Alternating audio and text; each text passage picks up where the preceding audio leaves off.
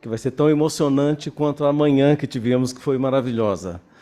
Bom, muito Hope obrigado. we are going to have a very profitable afternoon, just like today, this morning. I am Alexander. I'm in charge of CGI.br, which is a sector that looks after social, economic, and technological impact at different levels, including childhood and adolescence. I am pretty honored to be moderating this panel. And let me thank Adriano and Tavares for the invitation. We have been working together in putting together this event, and we are so honored to have distinguished national and international guests. Earlier this morning, we had several interesting panels, and I cannot stress enough how thankful I am to Safernet and all other agencies and institutes that are responsible to bring to a public debate such a relevant and timely topic. We are going to have two international remote speakers, one from Chile, another one from the United States, and in addition, two other guests who will be here in presence. Therefore, next lectures will be addressed in Portuguese and English. If you need simultaneous translation, please just benefit from it. Let me start by introducing Dr. Kelly Mendonça, who has joined us remotely. She is a VP of the Common Sense Media Program. This is a company from the US, and such an organization offers educational resources of really high relevance, such as a curriculum for basic education, digital citizenship, and safety. Thank you, Kelly Mendonça, for being here with us remotely. It's a great honor to have you here. We also have remotely Martin Cáceres Muri. He's an executive director of the Centro of Innovation. He's here on behalf of the Education Ministry of Chile. They are in charge of designing digital policies in education for access and better use of technology, and how they can better strengthen and enable abilities for pedagogical development. Thank you, Martin, for being here. Mariana Cartacho, she's here in presence today, and she's director of Digital Access Program for the British Embassy based in Brasilia, and she's developing an international program in connection with digital education, cybersecurity, and some additional projects jointly with NIC.br, which we feel so honored about. And last but not least important, Rodrigo Najan, who is a PhD in psychology and director of education for Safernet Brazil. He also coordinates human rights actions to promote a responsible and safe internet use. Rodrigo, that's not listed in your CV, but I have to share that you are a member of our research projects in online ICTs, and Rodrigo is being a key player.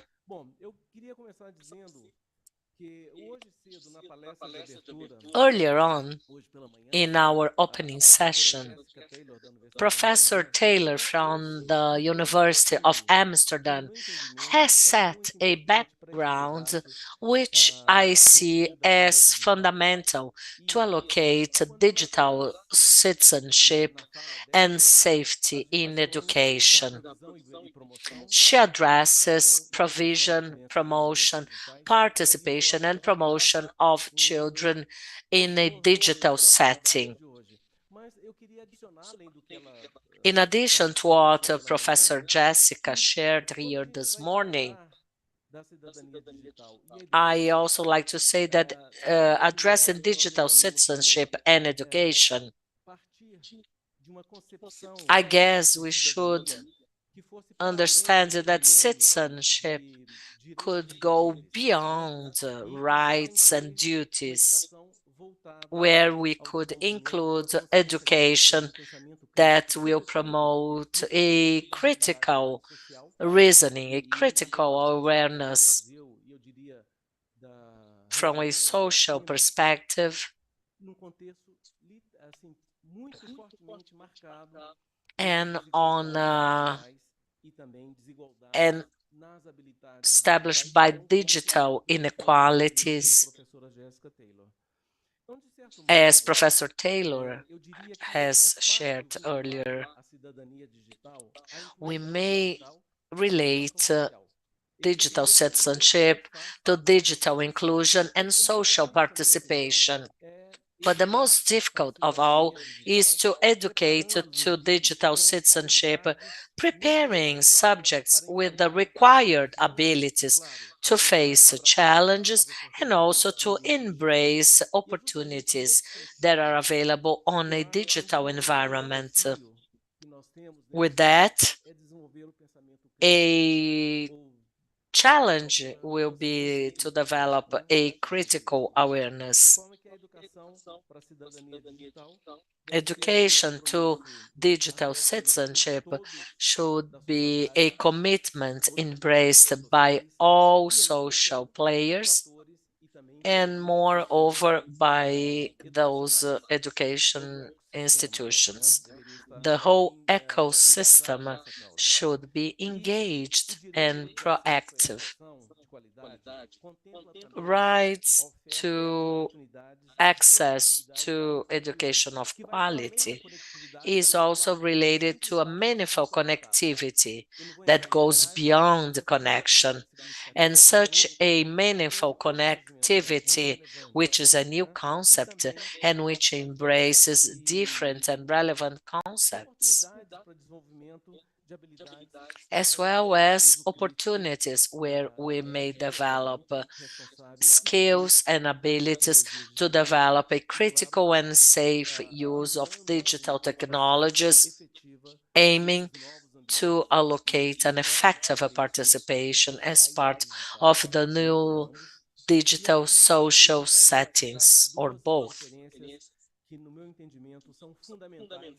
And, and in my opinion, on one hand, the legal framework under Article 26 highlights this meaningful role in offering education and digital citizenship, where they may integrate the safe use, promotion, and responsible use of internet added to the curriculum of all education basic levels.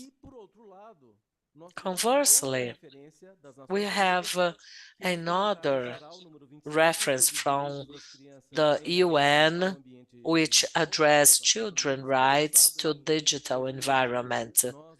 That was released back in 2021, and we from NIC.br and CETIC.br participated at several hearing sessions, and they enhanced the development of such awareness to children and teenagers, and they show the need to monitor and to access the reach of those initiatives that are implemented in such a way where they check its effectiveness.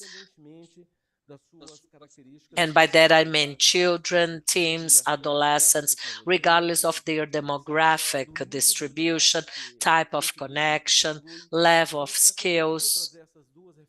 So these are the reflections that I'd like to bring upon, as I believe they are key to continue that sort of debate. And to close, this panel is an opportunity to debate and to reach a conclusion as how can we make documentations, legislations as effective as possible and part of the civil legal framework umbrella, as the goal is to expand participation, to enhance children and adolescents' participation, allowing them to have more opportunities in an ethical, democratic, and collaborative and safe manners. I had much more to say, but I'm just a moderator here today. Cetica has been producing in the past 18 years really relevant content within this realm. Having said all of that, I'd like to hand over to our international expert, who is Kelly Mendonça.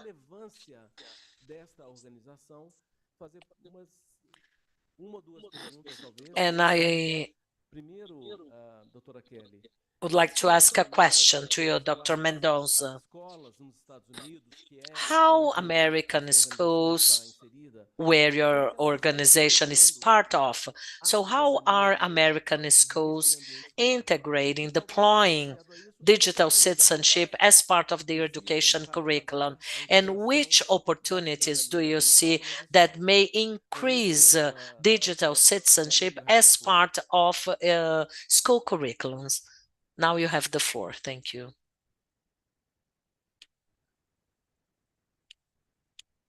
Hello. Hi. Well, thank you so much. Happy Safer Internet Day. Thank you to Safer Internet Brazil for inviting me to speak. I'm going to share my presentation and thank you all for being here today. So I am here to represent the work that we've been doing in the United States and just to provide a perspective of what we've learned at the organization that I work for, implementing digital citizenship into schools over the last 12 years. So the point is to share some lessons learned from the States and consider what's working and what could be improved. So I oversee education programs at Common Sense Media. Common Sense Media is a nonprofit based in the United States. We're headquartered in San Francisco, and everything we do is around helping children and families thrive in a digital world. We were established 20 years ago, and our education program started in 2008. So we've been around for a while. And the organization does several things. First of all, we're nonprofit, so many of our resources are free and available to families and children. And one of the things we do is we rate and review media for families, TV shows, movies, apps, websites, games, and those ratings are integrated into cable platforms in the United States where parents are making a decision about children's media. So a lot of parents here know us for that reason, and I think that's helped with brand recognition. And then digital citizenship. So we have a free curriculum that we provide to schools, and that was launched in 2010. And since then, we've had many iterations of that program, and that's what I'll focus on today. So it's one of our initiatives, and we have over 1 million teachers signed up to use our resources. And then lastly, we do advocacy and policy work. So we're located, headquartered in San Francisco, and many of the big tech companies are headquartered in the Bay Area. So we push the tech companies to create better laws to protect children and families. So today I'm going to focus on digital citizenship, which is a part of internet safety, but I'm going to explain how we frame it a little bit differently. We use this term in the United States to define someone who uses technology responsibly to learn, create, and participate. And notice that nowhere in that definition we have the word safety. Now, although we know that safety is a component of digital citizenship, I think the framing around safety and risk, not having that be the main frame, is actually a benefit. And instead framing it as we are raising children to be citizens of the digital world. And in that world, we're expecting them to have certain competencies and communication and collaboration skills. So this just shows you how many schools that we are integrated in across the United States. And each of those green dots is where we have somebody on the ground doing work with schools and districts. A district is a collection of schools. It could be small or very, very large.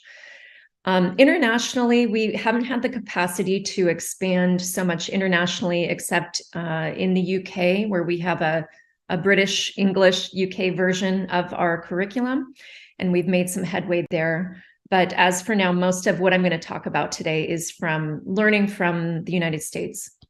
So I want to share with you 4 things that we learned about integrating digital citizenship into schools.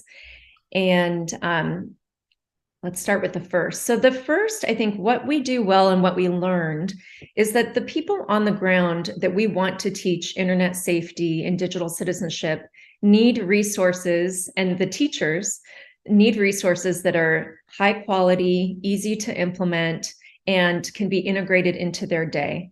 So I want to start with that, because sometimes I think we tend to think systemically and think, oh, we have to do this top-down approach, when in fact, the people doing the teaching are the teachers, and they want great resources. So that's one of the things I think we do well at Common Sense, is we provide a digital citizenship curriculum. It's free and available to schools because we're a nonprofit, and our foundations and funders wanted it to be provided for free. And we've luckily been able to work with researchers and advisors to make this program research-based and really speak to the issues that children need to learn and the way that they need to be taught these skills. So we have a lot of resources that teachers like. They like slides, they love videos, they want easy to use worksheets, they want great conversation starters, and they want it to be easy to use because many teachers have anxiety around technology, and they think, well, I don't know all of these tools that my students are using, so how could I possibly teach about this? And that's very not true. Any teacher can teach digital citizenship. They do not have to know the whole technology landscape because it's about responsibility and ethics.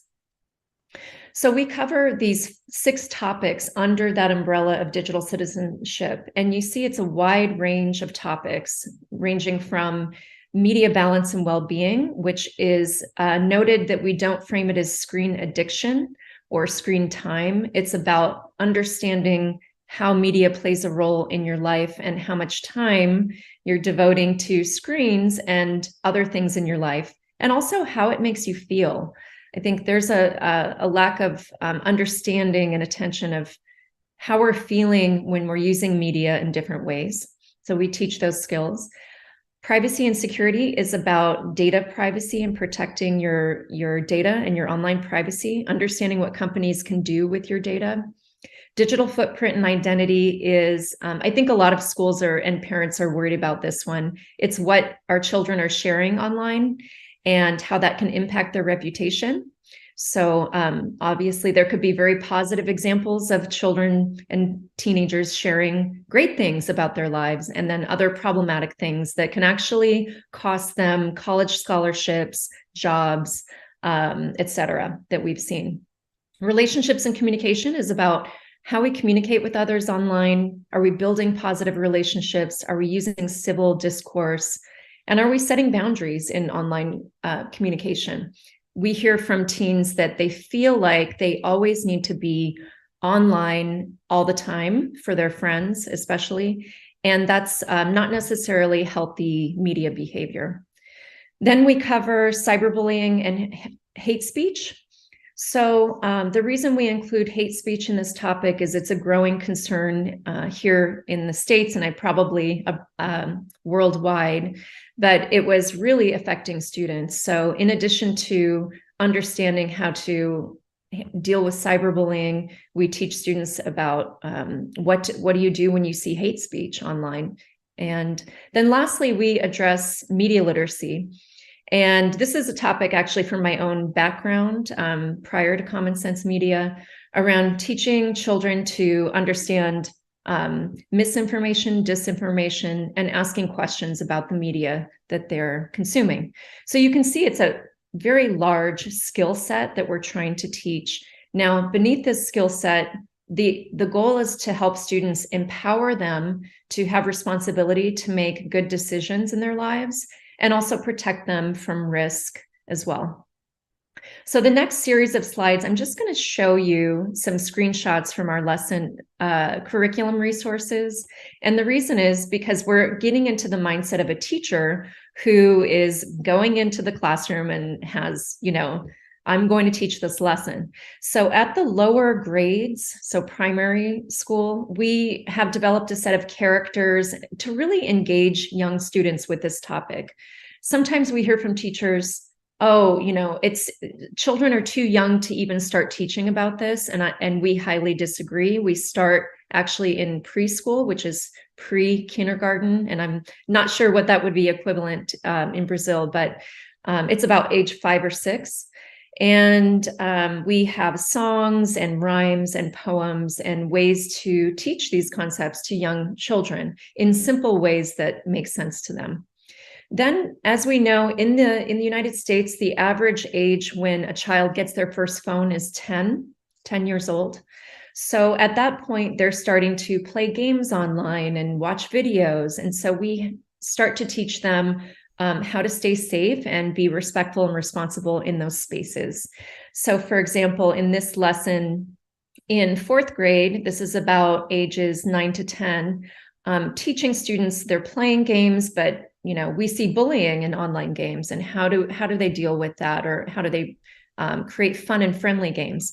Now notice, we're not saying how to stay safe in online games. We're framing it as fun and friendly because it's aspirational. We want students to get the best out of media. So we have some really great engaging videos, and I'm not showing you all the worksheets and things that teachers are using. And then here's a screenshot from a high school lesson, secondary. And this is where we start getting into complex topics that really impact them and societal issues. So the issue of hate speech is complex, especially in the United States. We have the First Amendment, which is right to free speech. And students have a debate. They watch a video of other students talking about hate speech, how that's impacted them, and they have a debate. Is hate speech free speech, and so forth. So we found that the materials themselves have been really great at engaging students and teachers. Now I will say that some of the main concerns we hear from teachers is, I don't have time, I have too much on my plate, this is another thing to teach.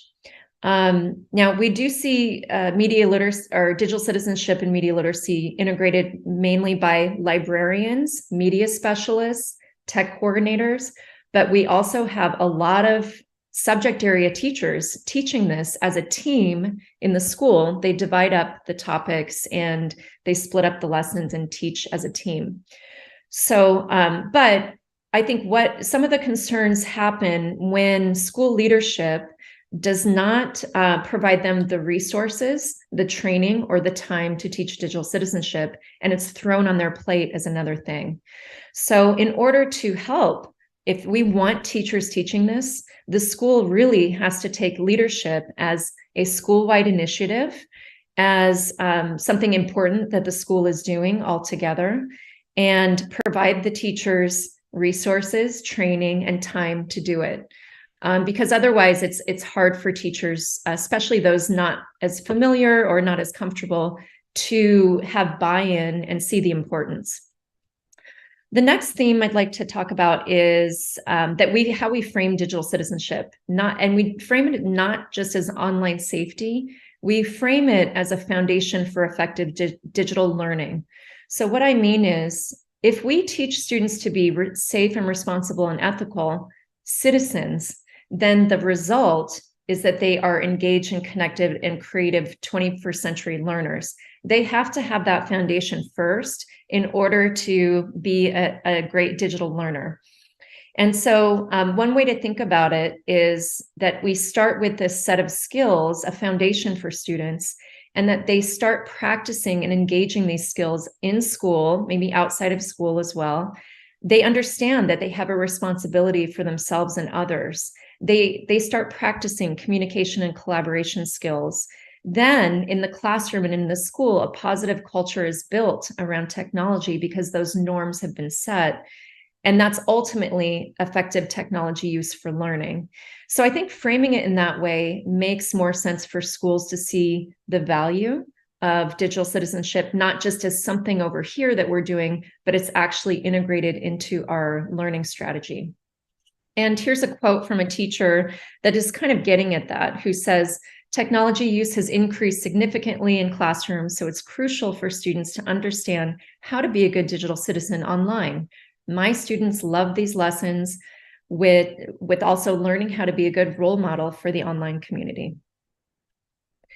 The third approach, and again, these are all different approaches. The United States is very fragmented. We don't have, our Department of Education does not we don't have an aligned set of standards that all the states use. The Department of Education can't mandate anything across all states. So it's really a state-by-state basis. So then we have to align to different standards that districts may be using and compliance policies that they may be using. So example one is, there's an organization that some of you may be familiar with called ISTE, or the International Society for Technology and Education, and they have technology standards for students. Now, many of the schools in the United States have adopted these standards for their technology and learning component for students, and you'll see that digital citizenship is a piece of that. So schools that are integrating the ISTE standards, we have everything aligned in our curriculum, but we could say, you're meeting these standards that you're aiming to meet with students by teaching these concepts. So ISTE is one example. We also have a huge push in the United States for social and emotional learning. SEL is what we call it for short. And there's an organization called CASEL, which many of the districts have adopted the CASEL standards. Now, if you look at these components, you can see, oh my goodness, this is definitely digital citizenship, right? We're talking about responsible decision-making, relationship skills, self-management. And so those schools teaching social emotional learning, they can teach digital citizenship and meet their social and emotional learning goals as part of that set of skills that they're trying to teach. So we align to those standards, and we make alignments for schools who are really doing social emotional learning. Finally, there's another example around what's called E-rate funding. This is a compliance example in which it's government funding provided to schools to purchase hardware and internet access and telecommunications. And you actually have to teach students about safety and privacy, online behavior, and cyberbullying in order to be eligible for that funding. So this is compliance-based. It's a mandate. It's a lot. It's $2.25 billion in the United States of E-rate funding. But if you're a school or a district, you actually have to show that you have taught students these skills if you apply for that funding. So many districts use this as their model. I think the issue is, getting buy-in from the schools that it's not just a mandate, but having it make sense within the goals and the philosophy of the school district. Because if it's just a mandate, it's really difficult to get buy-in that it's something, important and integral to student learning. Okay, lastly, I want to say that it's very important, and we've learned, to celebrate and reward schools implementing digital citizenship. And Common Sense, we have a recognition program in which teachers and schools can earn a badge from us by teaching our lessons and engaging families. And we've had really great success with this recognition program. Now, any school you walk in, they want to have a banner of things that they've done. They want to communicate it to the community. And so we have 15,000 recognized educators and 1,700 recognized schools in the United States. And here's an example of an educator that we feature them on Twitter and feature their great work to share models of what they're doing and also just celebrate what they're doing. And we have another example here on an international school. So it's just important to recognize the work that schools are doing around this, because what they're really trying to do is create a positive culture around media and technology. And lastly, it is Safer Internet Day today. There's also Digital Citizenship Week in October. It's the third week of October, and we have a lot of schools do teaching and celebrations and awareness creation around that time. So with that, I'm going to pause, and I look forward to the discussion today. But if you're interested, here's our website, and thank you very much. Thank you very much, Dr. Kelly Mendoza. I hope you can stay with us until the end of this panel, because we are going to open up for questions at the end of the 4 presentations. It is very impressive to see what Common Sense Media has achieved, very impressive results, reaching more than 102,000 schools. This is very impressive. And I think that what I've learned from your experience is that 2 key issues: quality resources to schools, providing quality resources, and also training. So congratulations, very impressive. Agora eu gostaria de passar então a palavra para o nosso segundo convidado. Let me now hand it over to our second guest from the Ministry of Education from Chile, Martin. Espero que esteja com nós. Yes, hello. Hello.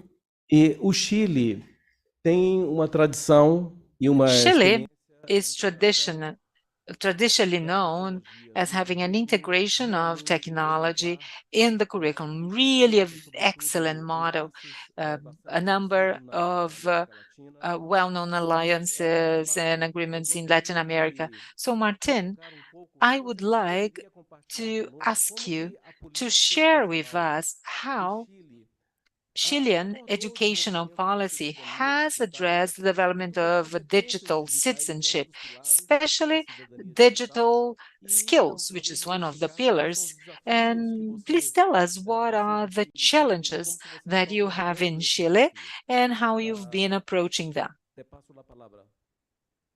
Yes, thank you. Thank you very much for the audience. This event is very important for us, and this subject is very challenging and pressing in this right moment. So I will share a presentation to try to address your questions.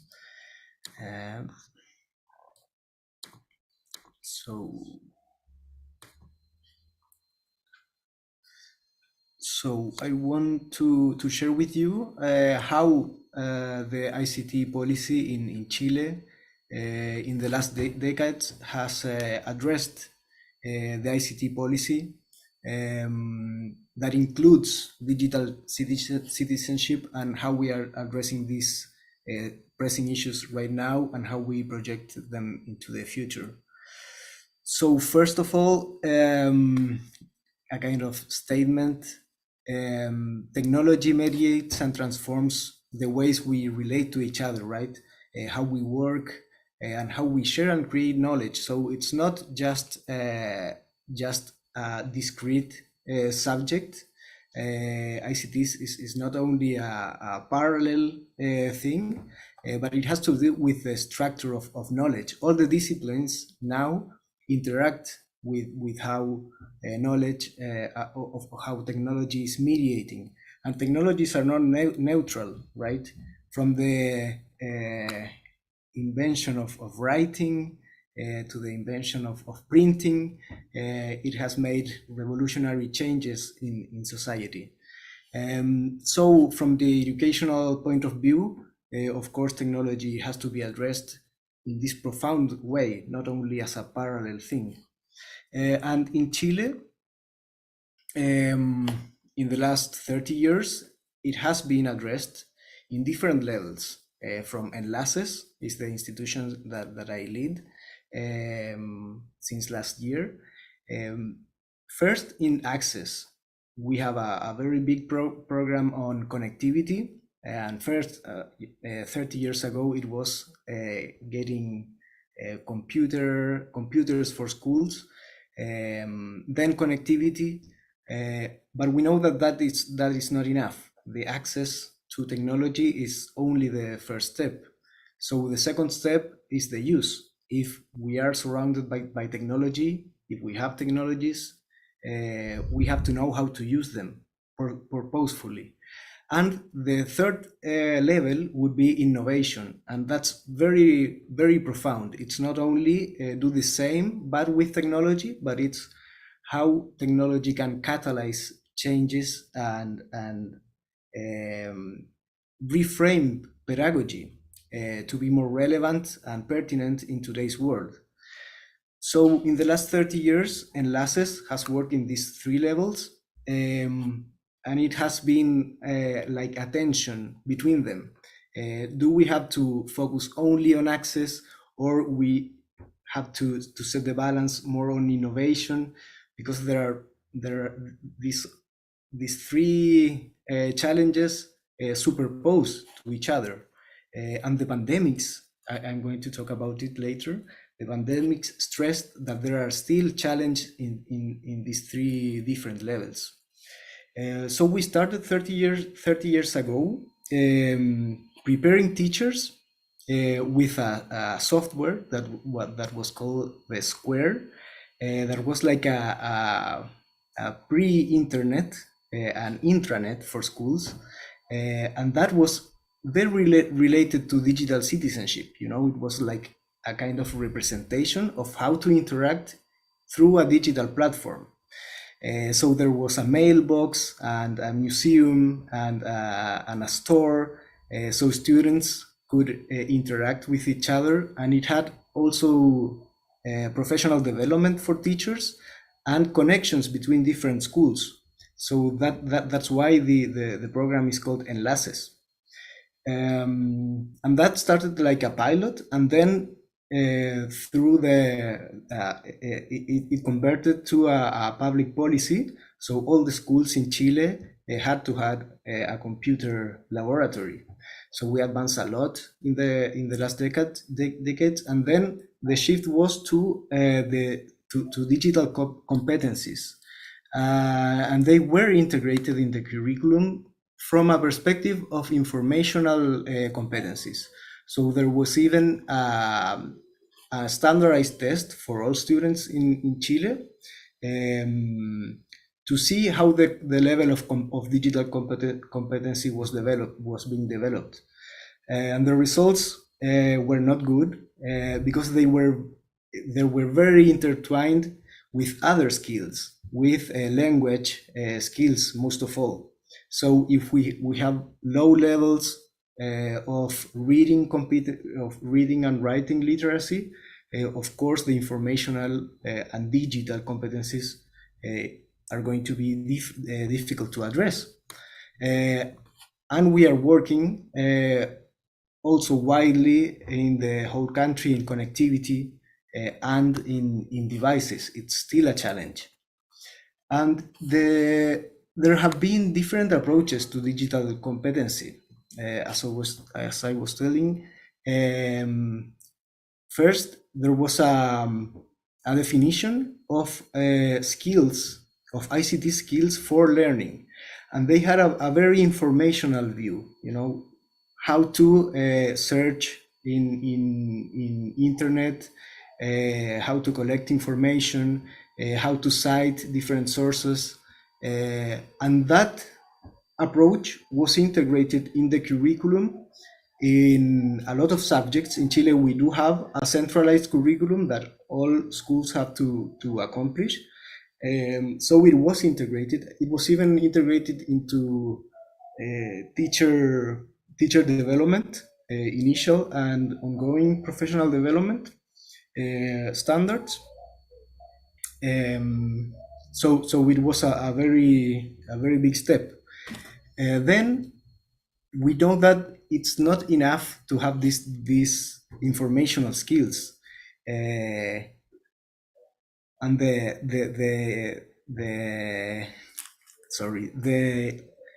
the internet, the technologies are more persuasive now than before. So the shift was changed to digital citizenship, and there has been different approaches. One that it's more similar to what Kelly was telling, that it's from a rights perspective, to think that digital citizenship is about participation in the world and the involvement in democracy, more than only from the safety point of view. And then with different political shifts, this has changed. And a few years ago, it had more the focus on safety, that it's one component, it's very important, but we think now that it's not only it's not the most important one. And then in the last years, it has developed, it has changed to the focus more on computational thinking and these skills that have to do with understanding algorithms and all these things that are very important today, but are more narrow than digital citizenship. So we are now standing in a very difficult moment in Chile, and I think that it's all over the world. The UNESCO wrote a report last year that shows that we need to rethink educational systems. This has been raised a lot on the last decades, but the pandemic was like a shifting point. In Chile, we had the schools closed for almost 2 years. So we are now making all the efforts to address the effects of the pandemics through a policy to reactivate the educational system. And we have 3 focuses. One is attendance. We had a lot of students that stopped going to school because of these 2 years of being left out, because not all the houses the conditions were the same. So the attendance is one big issue. Another issue is learning, the widening of learning gaps, most of all in foundational skills in math and in language, and on well-being. When students came back to schools last year, we have an explosive, an explosion of violence in schools, because of being 2 years ago, 2 years left out of school. That had a profound effect not only on students but also on teachers. So we are implementing a lot of actions in these 3 areas, and ICT policy is cross-cutting to all of them, because we can't separate it from these things. Learning now has a component that it's always digital, even though if students are not with their cell phones, they are thinking on what is happening in the digital world. All the relationships are being mediated by technology. So we have a plan that combines these 3 issues with digital citizenship. And how we are framing it, it's very similar to what Kelly was proposing. It's from a rights perspective. We define digital citizenship as a set of competencies, of attitudes, knowledge and skills that contribute to democracy, to participation from a reflective point of view. So we have these four domains. One is critical and reflective digital literacy. And it's not only digital literacy to know how technology works, but to stand from a critical point of view, to understand that technology is not neutral, that what we do has consequences, that algorithms have an effect on how we navigate and how we show and how we develop different actions in the digital world. So that's the first domain. The second domain is care and responsibility in digital environments. That it's this aspect is the more ethical point of view. So what we do in digital environments has different consequences for the individual and for the others, and how what we do in the digital world affects others and ourselves, and also how we build our identity. There are a lot of issues of exclusion, of gender, that have to be taken as a part of this. The third is citizen digital participation, activism, how what we do in in digital environments can improve the democratical settings, or they can make them worse. So for teenagers, the digital world has a great potential for participation and for democracy. And the fourth one is creativity and innovation, how we can use technologies to solve problems, global problems or local problems, through creativity. And here are very interesting issues like artificial intelligence or robotics or computational thinking, or, well, there are a lot of things that students, media literacy also, how we create content.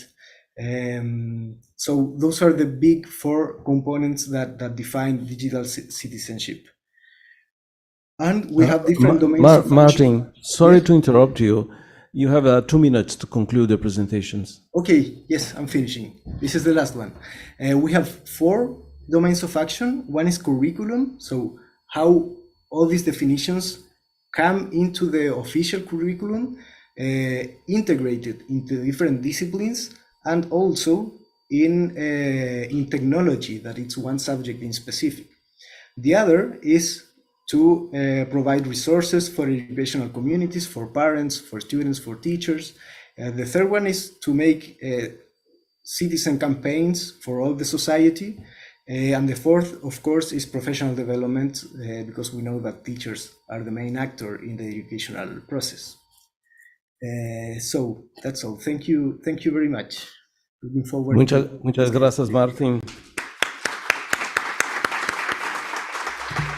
Thank you very much, Martin, to be here with us. I know that you have a new baby at home, so congratulations. And I hope you can stay with us until the end of the panel so that we can take some questions from the floor. Com isto, eu gostaria então de passar a palavra para a Mariana. A Mariana também With that, I would like now to hand over to Mariana. She is a great partner of NIC.br. Mariana, based on this international cooperation perspective, what are your challenges, not only from a digital citizenship, but also from the projects that you guys are developing together with NIC.br?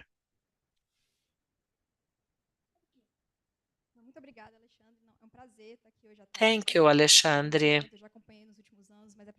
I had the chance to follow prior events, but this is the first time that I participate as a panelist, and it's wonderful to hear Kelly and Martin.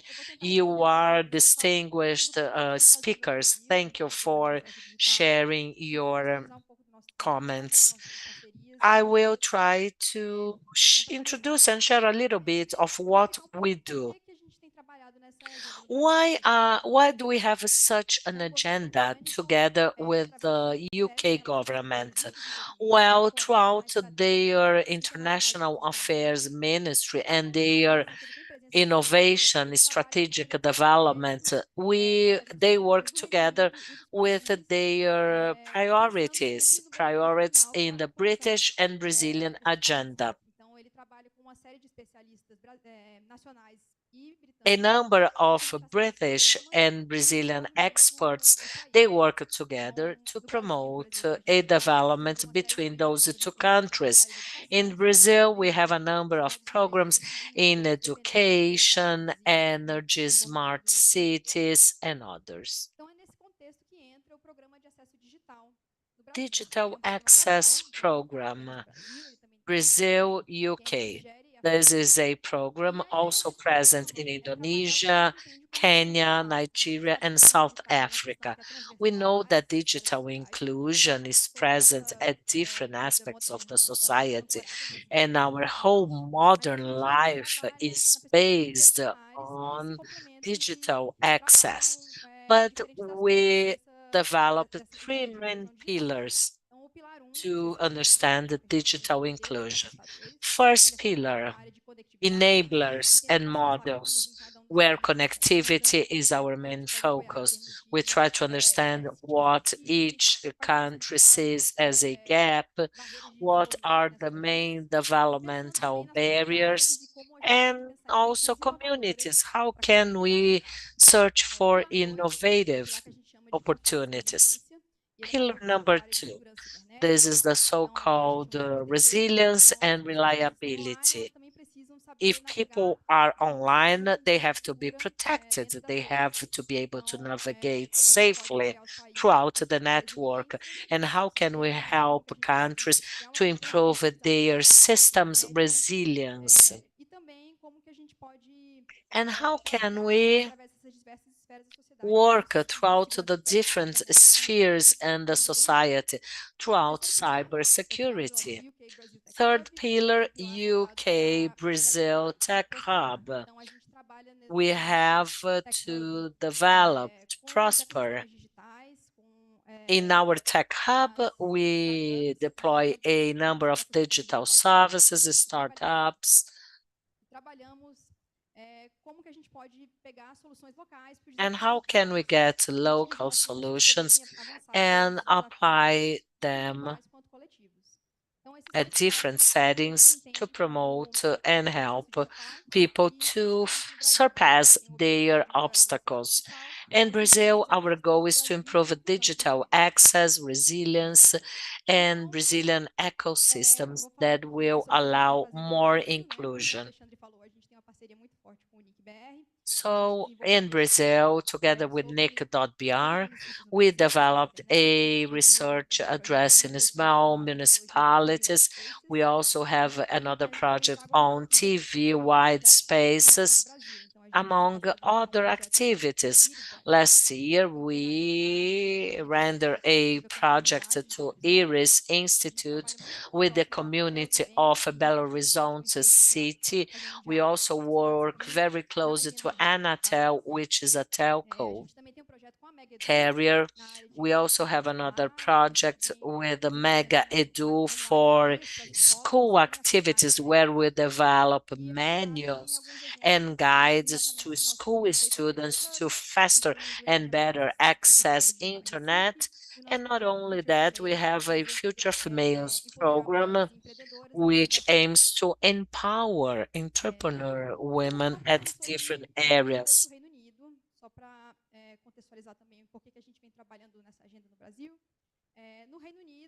In the UK,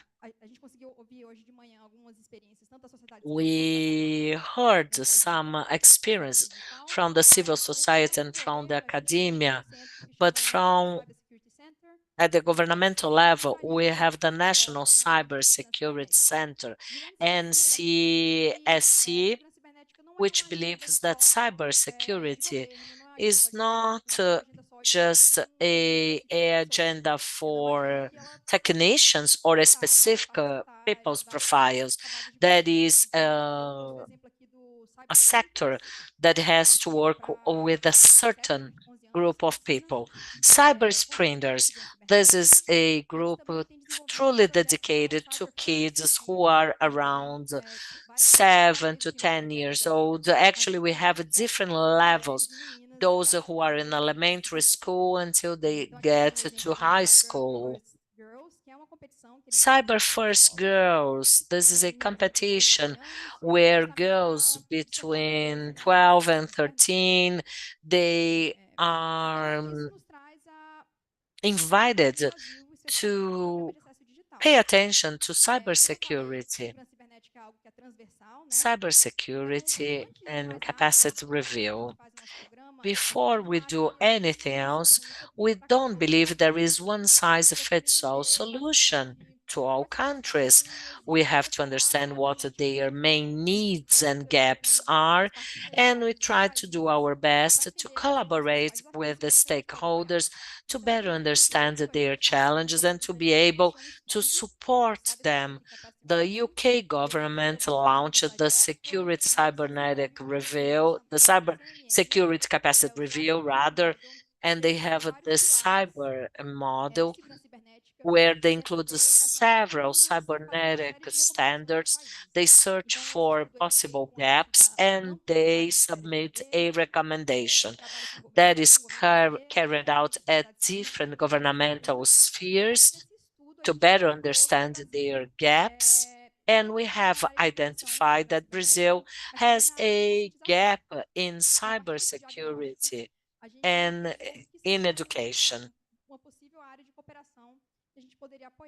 With that result in mind, we thought about some possible projects. And thanks to KPMG and Safernet as our main partners and sponsors, we worked upon a project that could help to improve that scenario and to tackle on some possible opportunities. We were working with the high school students for elective subjects and also digital citizenship. The idea was not just to work cybersecurity, but a broader spectrum, including digital citizenship.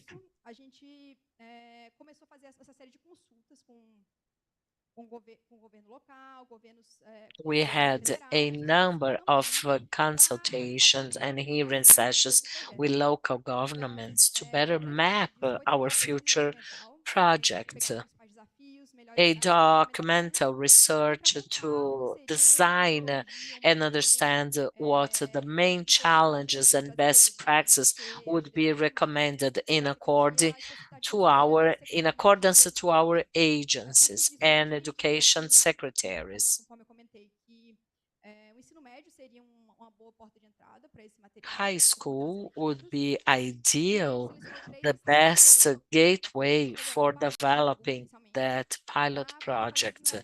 Initially, we have chosen 3 Brazilian states, and with that settled, we carried out a number of interviews with the school communities to better understand what challenges and obstacles they were facing. Parallel to that, we conducted workshops with experts, and Brazil is blessed with great experts in that field.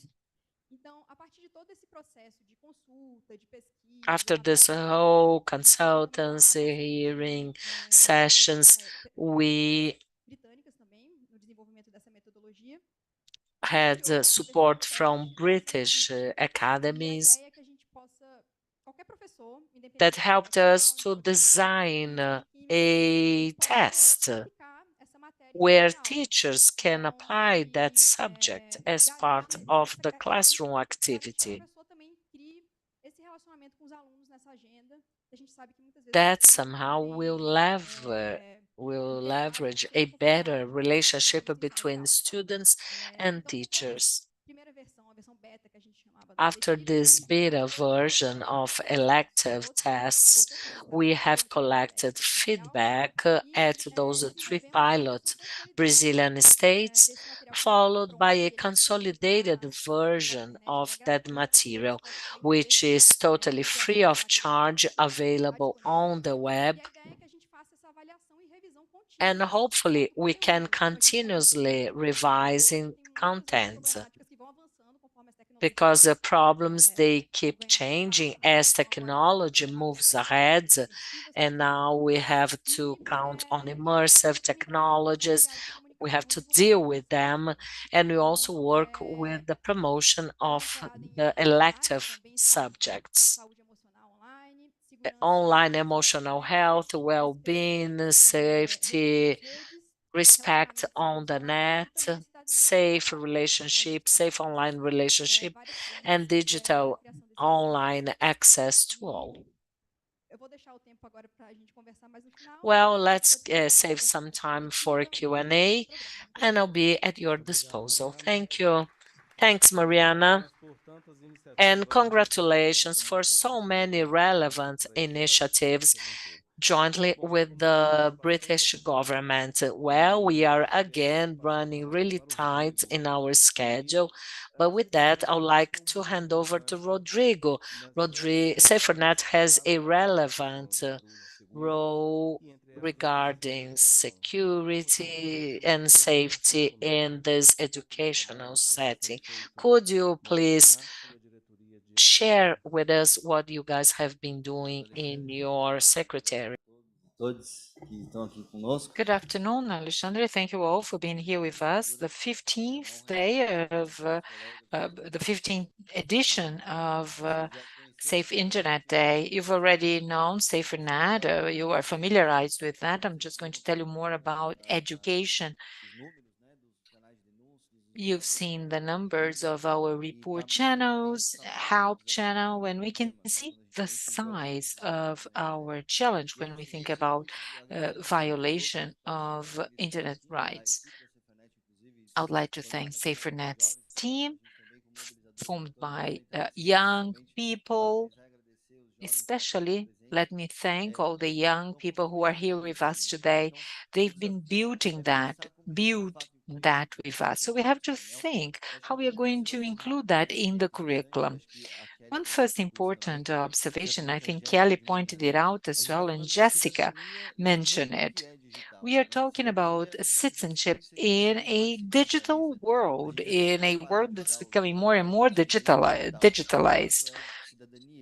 So citizenship in itself requires already to be able to operate digitally. But we still have to keep on emphasizing this topic when we think about public health and basic education.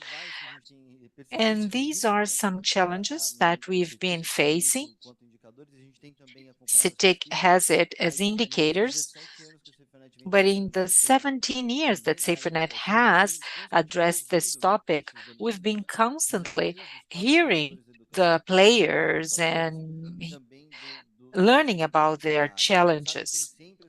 We know that there tend to be repeated requests for training, resources, a language that engage people, that would really, let's say, reawake the interest for study. And we can see an interesting progression of these topics being discussed in the classroom. So whenever teachers say they use these topics in their classes, we are glad, but we need more. We need integration in the curriculum. And this is exactly what I'm going to address today. We need to change and to strengthen all of that so that they are not only occasional actions. We didn't used to have that in the past. Very few would address this in public and in private education. So there has been a progress, and this is good to see. But this leap into having it into fully integrated in the curriculum is really important. We've always had a challenge of creating regulatory frameworks, but in Brazil, fortunately, we have evolved significantly for the past 17 years in which Safernet has been in existence. Alexandre has pointed out some important laws, but also the new core curriculum that emphasizes these points. There is the bullying prevention law, the culture of peers and parents. There is the national policy of digital education. So I would say that we are quite well supported to do much more than what we've done today. Maybe you can stop complaining about what's missing and rather start doing more. How can we scale up this implementation? There is a myriad of materials. SaferNet's very proud of its role, but there are a number of other players, CITIC, CERT, and some other departments of NIC.br and some other players all around. So the challenge is, how can we really transform that into reality? Our national policy emphasizes the priority of more vulnerable groups. We are an organization that works with human rights in internet. I am a psychologist by training. I'm not a teacher, but we get to these topics going through human rights and human rights defense. And we are talking about skills for life, right? So that's the main challenge. How can we transform that in a reality? I think we do have enough material. We do have the necessary legal framework, but maybe we need more training. And something that we've been observing at TIC Kids and TIC Education is that the teachers are not in one of the first that students come to in a situation of violence. So if they are exposed to any offensive behavior, they go to peers, to parents, and only then to teachers. With the support of the government of the UK, we've really included in the curriculum finally a very well organized material. It has been through all capitals of the states in Brazil. Then it has become a distant education material, so a video course supported by google.org. Over 100,000 teachers have taken this course. It's nice, but it's not enough, right? If we consider the number of schools and teachers that we have in Brazil, it's a nice number. It's a record. Let's celebrate that. But it falls short to what we need to have scale and quality in public education. Really something that would make people feel comfortable. We've been hearing that. It doesn't have to be the information technology teacher. It doesn't have to be any specialist. But how can we really engage and empower teachers of all subjects to do it? We've been running a lot with the SaferNet program, Digital Citizen, because all the young people that have been trained, who are teenagers, sometimes children, and we rely on them to change communication strategies. Maybe it's something boring to you here right after lunch, let alone to students that really consume information differently. So we've learned a lot from the program called Digital Citizen that supported by Meta. And the young people are creating the material in the digital language using memes and GIFs to bring that dynamic way of understanding. So there are games and interactions, a number of resources which are not difficult to create, because we've done that respecting the legal framework, the curriculum. But when we bring the young people on board to have a voice, so we can hear from them, we can hear about their insights, and it has been very successful. We have creation of material by students, for example. There is one step in which students create contents and how to expand digital citizenship in the curriculum of their own schools. Rather than have top-down, yes, we have our national policies, references, and state and city secretaries of education have their guidelines, but how can we have it bottom up? So bringing students to call teachers, to interact with the management of schools, doing something much broader. A very important learning of ours. And we've been trying to do that always with scale, if possible. So it's not the action in one single school, it's the action that involves different schools, different states, really operating in different initiatives. I think Mary has talked about digital citizenship. It is something very important for Safernet. There are 18 partnerships with the Secretary of Education. Others interested simply have to approach us. But by doing that, we can really move ahead into that. I would just like to conclude by saying that the material is really comprehensive.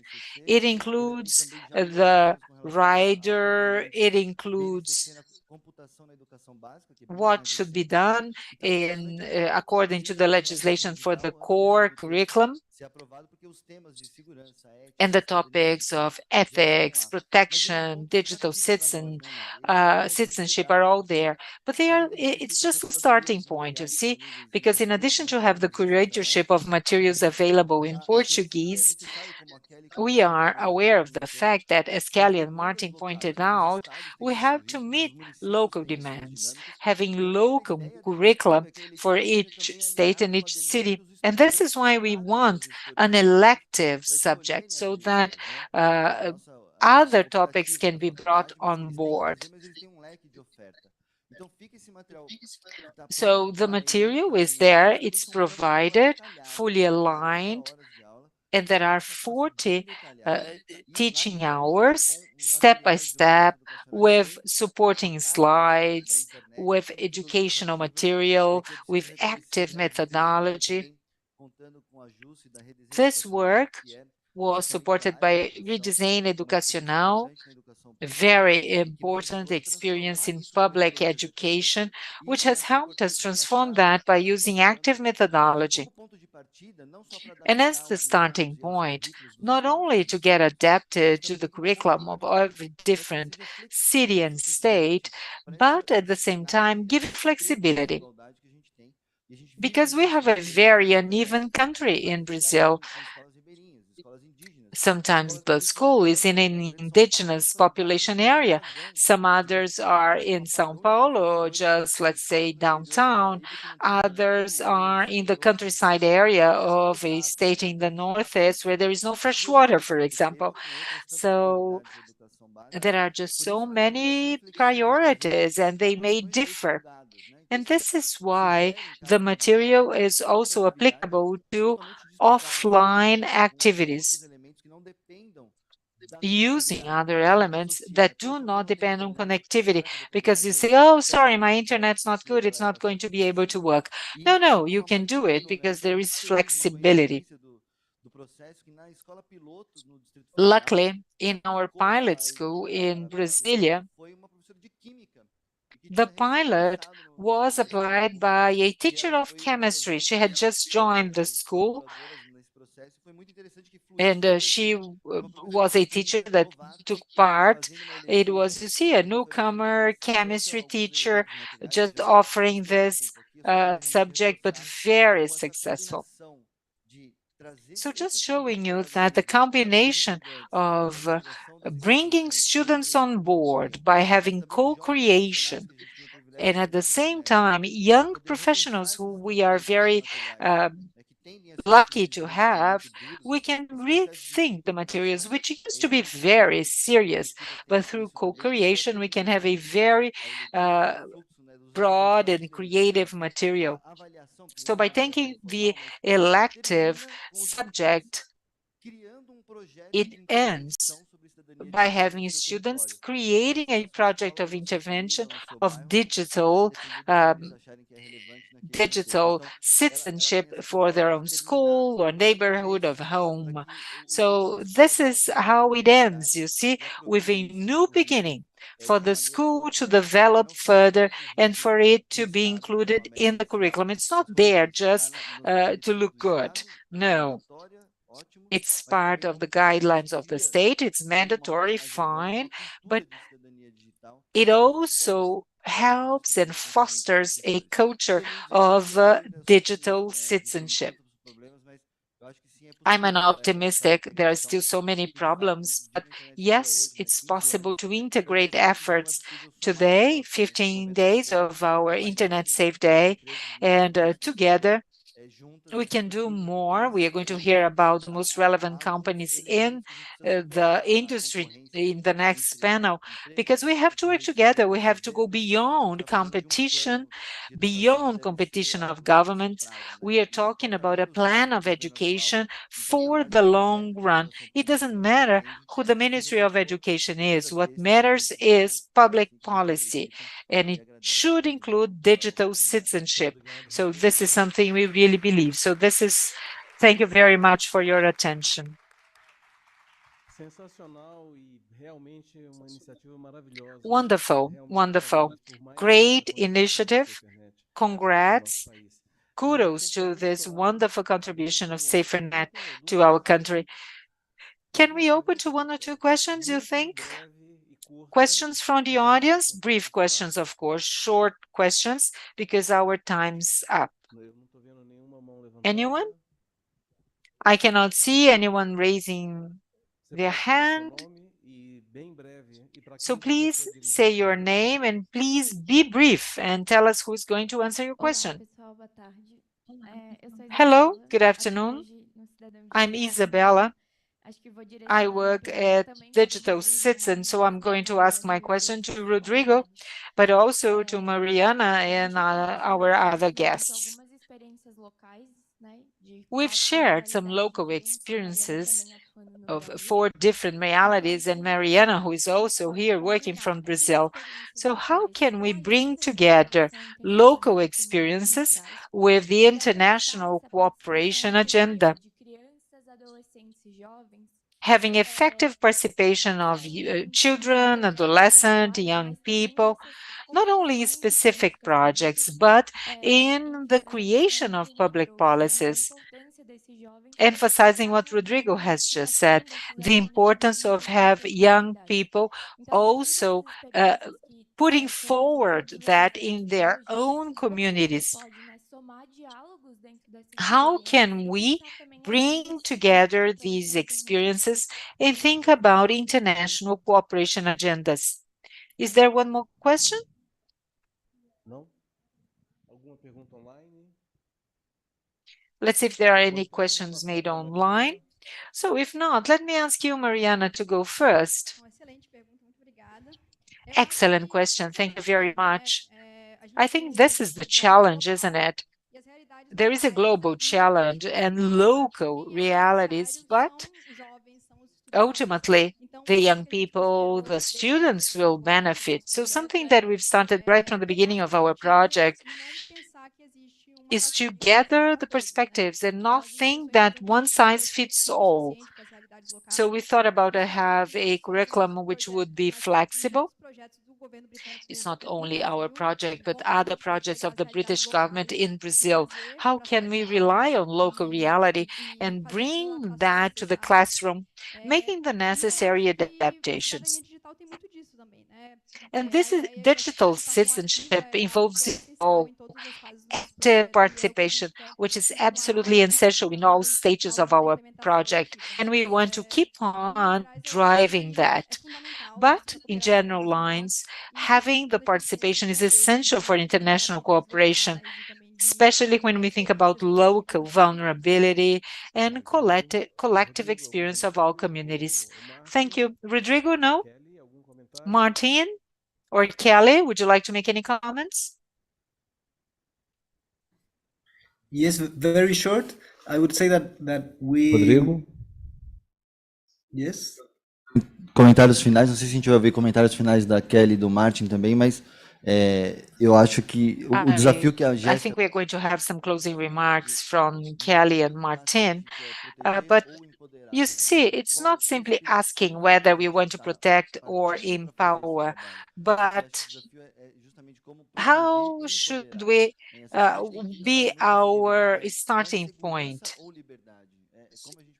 It's not freedom or safety. How can we provide freedom with safety?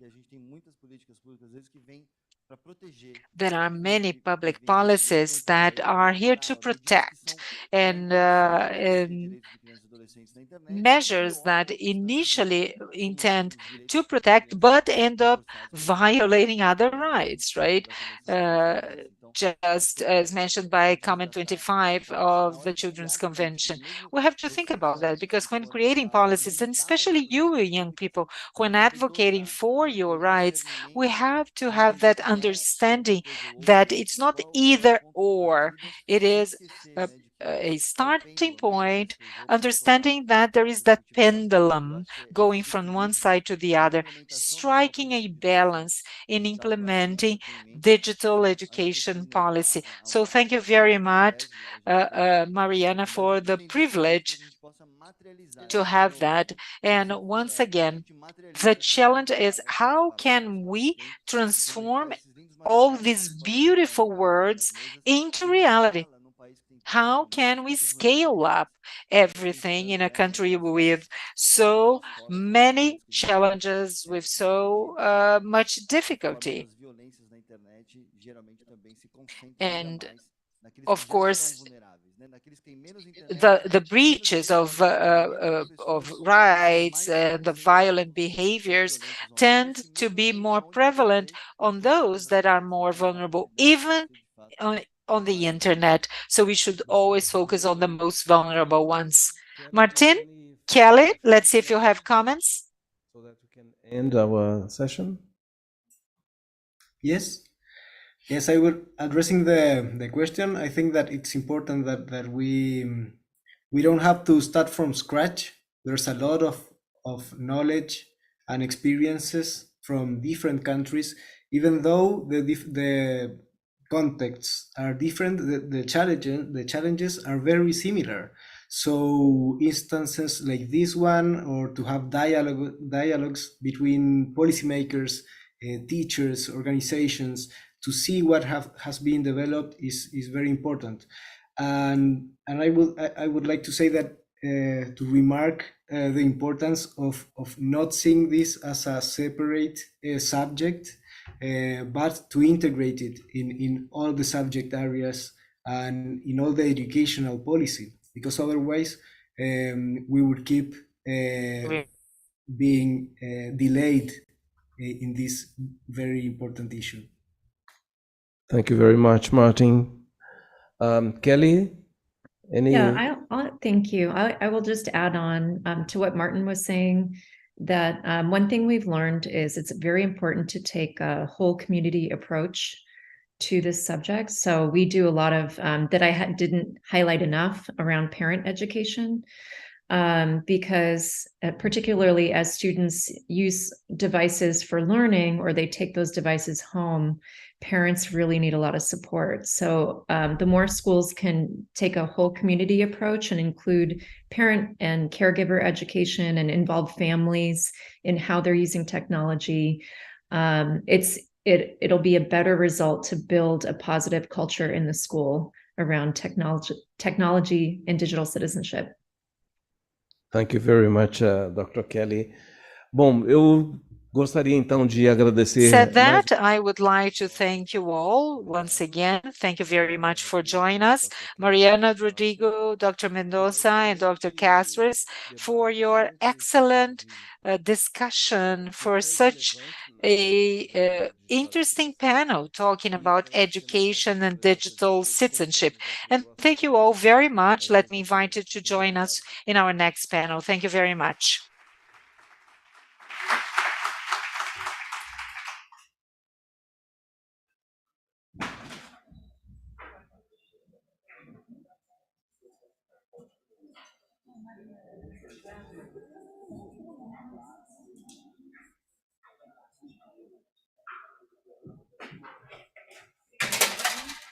Aproveito para convidar a Juliana Cunha, diretora da Safernet. Juliana Cunha will be our next moderator. Mrs. Cunha, she's director of Safernet. Esse aqui pode pôr. Obrigado a você.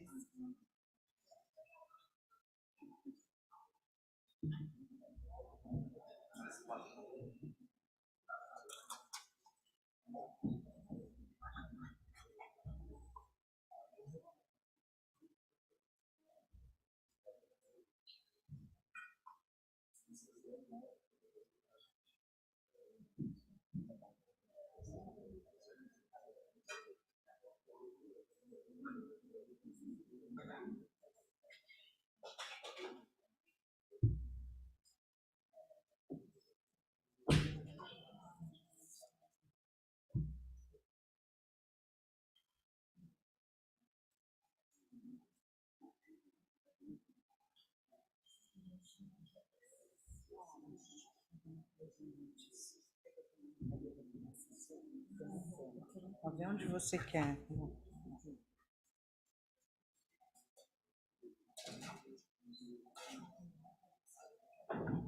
Acho que já tem.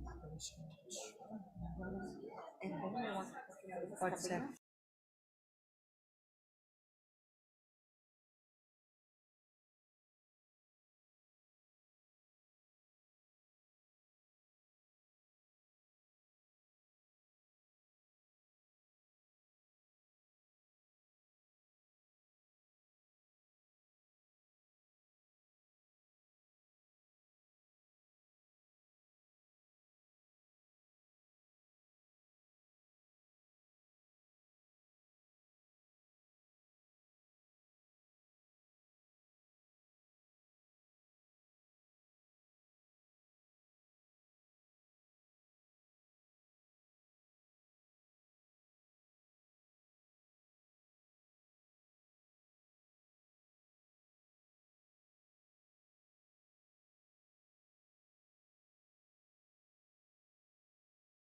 Fager to join us, Fager.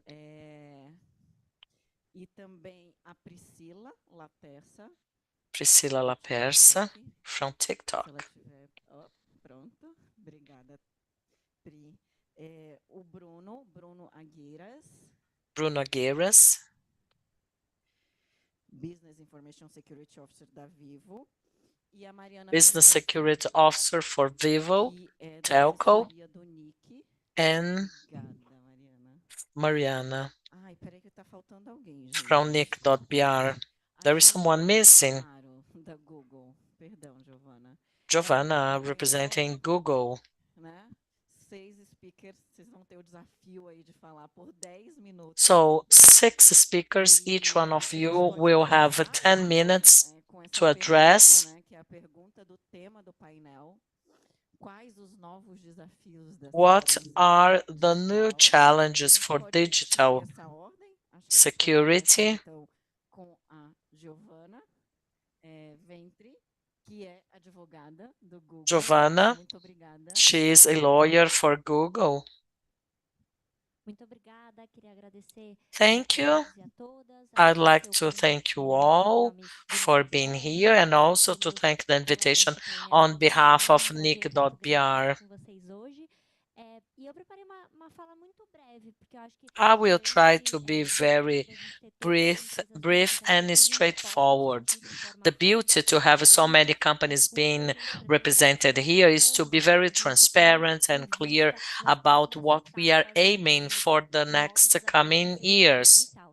E eu acho que dois desses grandes pilares que são que eu pretendo abordar aqui hoje são, obviamente, investimento em And two tecnologia. of those pillars should be investment in technology. How should big techs invest massively in technology where they will minimize data, prevent spam, and it measures the level of capillarity that Google has in terms of investing in technology to really defeat this sort of threats over the net. Another pillar would be users' participations as active agents. And the role those agents play as main players. Users, they should be in the core of the decisions they make regarding how they're going to manage their personal data. If there is no one effectively playing the main role, we are not going to have a pleasant experience. They will feel that they are not having a positive experience, as if those companies or players that deal and manage information like that would be hiding something from them. But as a matter of fact, anytime that you allow effective control for that to be exercised, we are going to have a user that will be able to use, to shape his or her experience in a more specific manner. And then transparency, active transparency. If we give tools, technology, objective technology, where users will create filters and functionalities and different ways to apply our tools in a very efficient and clear way, we will have a much more practical, objective, and pleasant experience for our users. Having said that, there are some ways as how we may affect those pillars, and one of them is what we say as being a single balcony where regardless of the product in use, that you may be a YouTube user, Google Maps, Waze, Gmail, Google Drive, regardless of the product or the experience that you are looking for, you are able to establish your preferences in data manage, in the automatic exclusion of that information in the privacy checkup, which is a one-stop shop. There is no need to go to YouTube, Waze, Google Maps, you name it. For any alteration or for any changes, you just go to one place. And we have 1 million access monthly. This is a number that is still needs to grow as we have to engage users to make their experience as pleasant as possible. So the idea to send reminders for users to be able to understand what sort of data they will be able to eliminate, what they want to personalize, what they do not want, it's all done in that privacy checklist. Since 2007, Google allows a full download of information in the privacy checkup. If you just want to delete your account, get all the information put on a HD, on a banker, you can do that. You just save all information according to your preference, even if you prefer to no longer use our tools. In addition to the privacy checkup, which is a way as how we presented that one-stop shop for users to make their choices. We have a project together with Mauricio de Souza Productions, which is a cartoon company. This is an initiative which I'm so fond of, and not only to me, but to Google as a company, where users, they became protagonists, they became the main players, where they'll be able to understand complex concepts. So I don't know everything about privacy, let alone kids that are now getting familiarized with all this digital literacy and how we place digital citizenship as part of our curriculums and so on and so forth.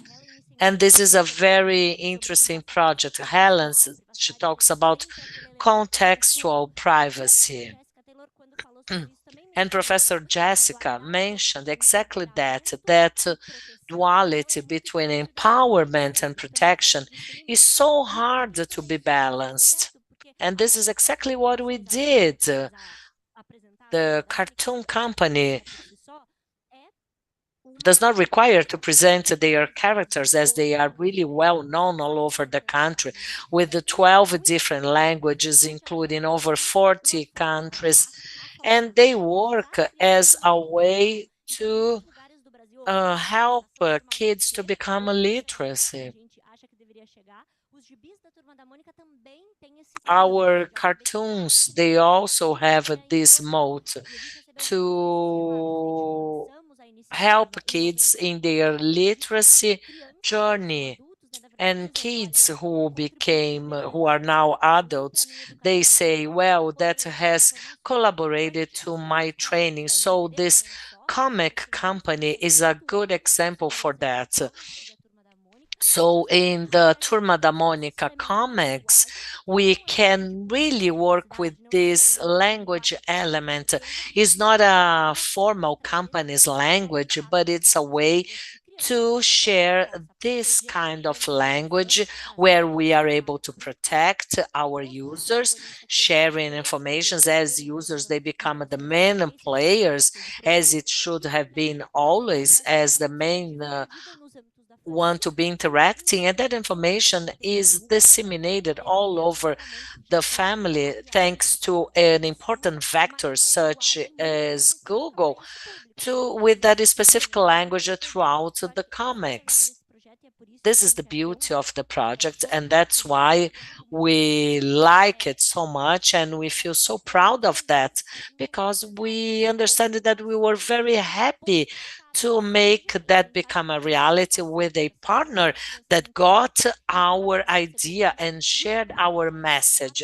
That was to share privacy, security on the web based on effective control, proper choice made by their parents throughout a comic or a cartoon. So despite we have a robust tools, there are times, well, those tech giants, they say, well, numbers, they are very expressive because technology is everywhere, product ability is just amazing.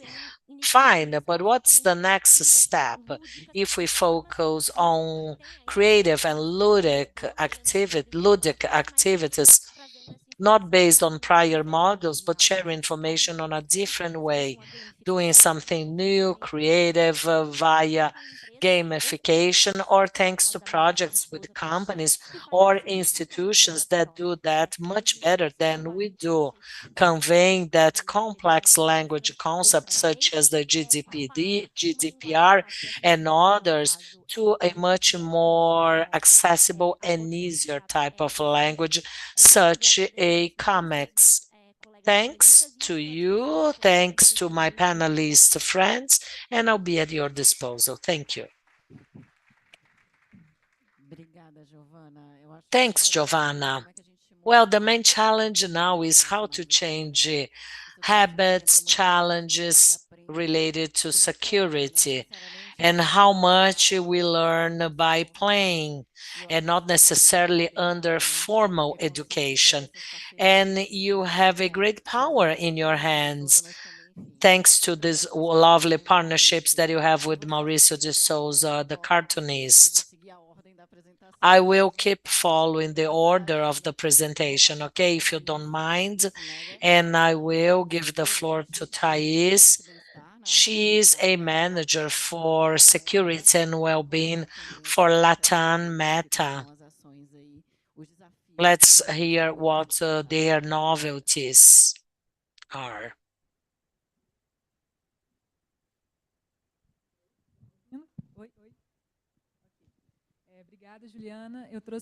Hello, Juliana.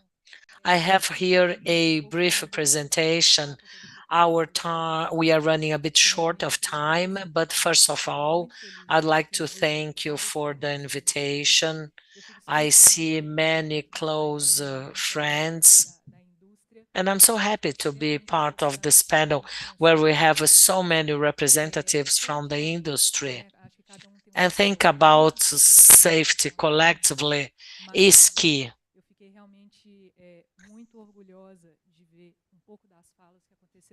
I am so proud to see or to be able to hear most of the talks this morning and this afternoon, and with the players from different fields. Our main challenge, though, is to bring together all efforts similarly by educating our users, children, teams, adolescents, parents, educators, teachers, to help us to create a safer environment. In a fast technological development scenario,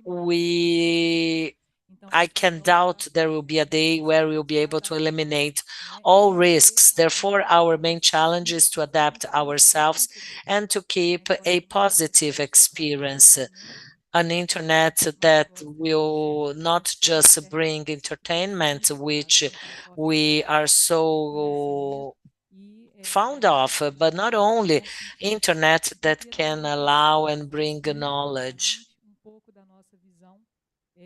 So let me share a little bit of our vision.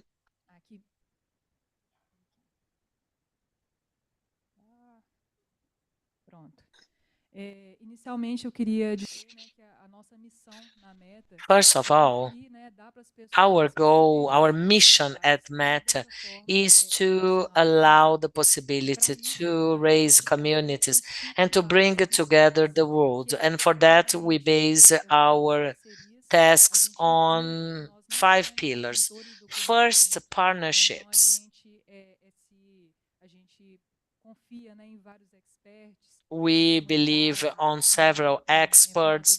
We believe on our community, on policymakers, which is our second pillar.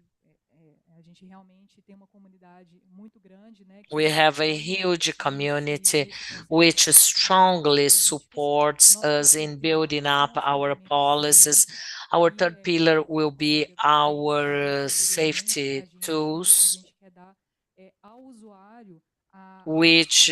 where we want to give to users the ability to be able to customize their own experience over the platforms. And for that, we have a set of tools that will be able to add more and better control to all. And we depend on educators that will be so key in that endeavor. Our fourth pillar, resources. Several partnerships supporting us at different levels, at different POSs, and last, retrofeed to keep enhancing policies and products. We do require users' feedback, and we take that seriously. Safernet is an old partner, and we know that we cannot be experts in all topics, so we like to count on the academia, NGOs, and other experts that may help us during that process. We have a council of experts, consultative committee of experts is spread all over who help us in developing several policies.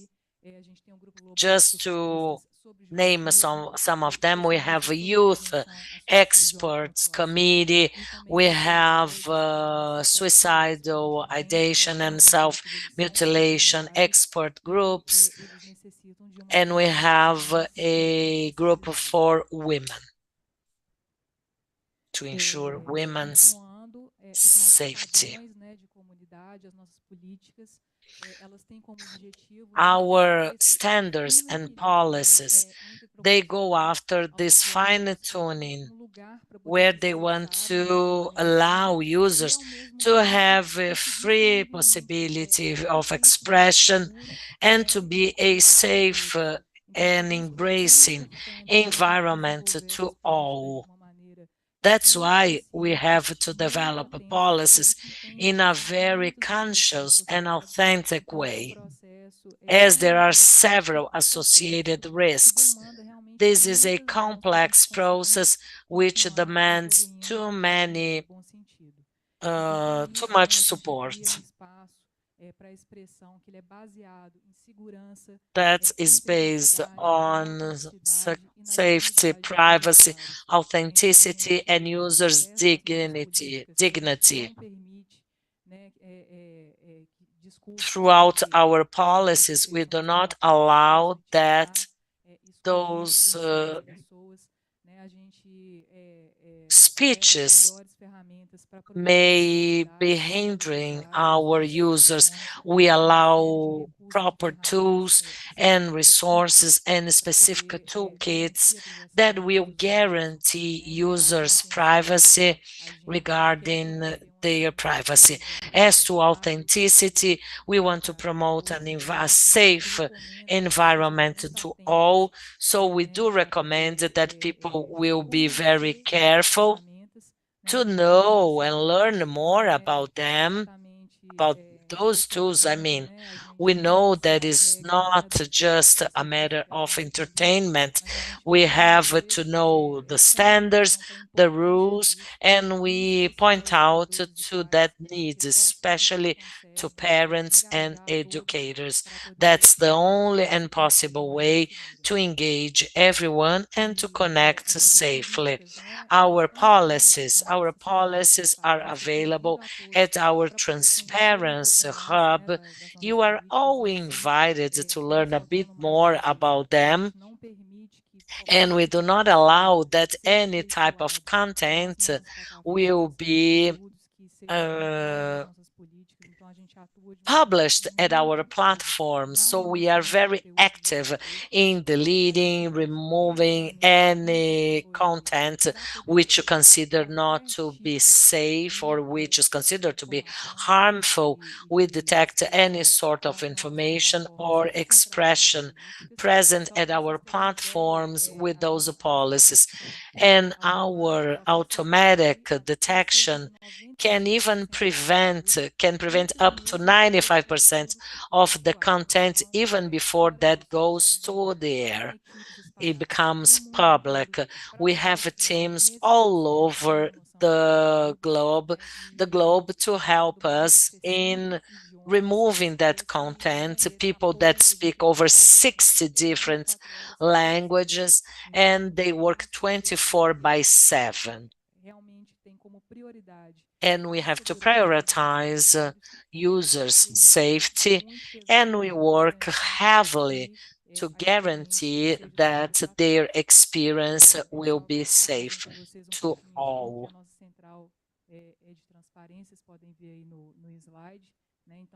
Our hub works with a highly transparency.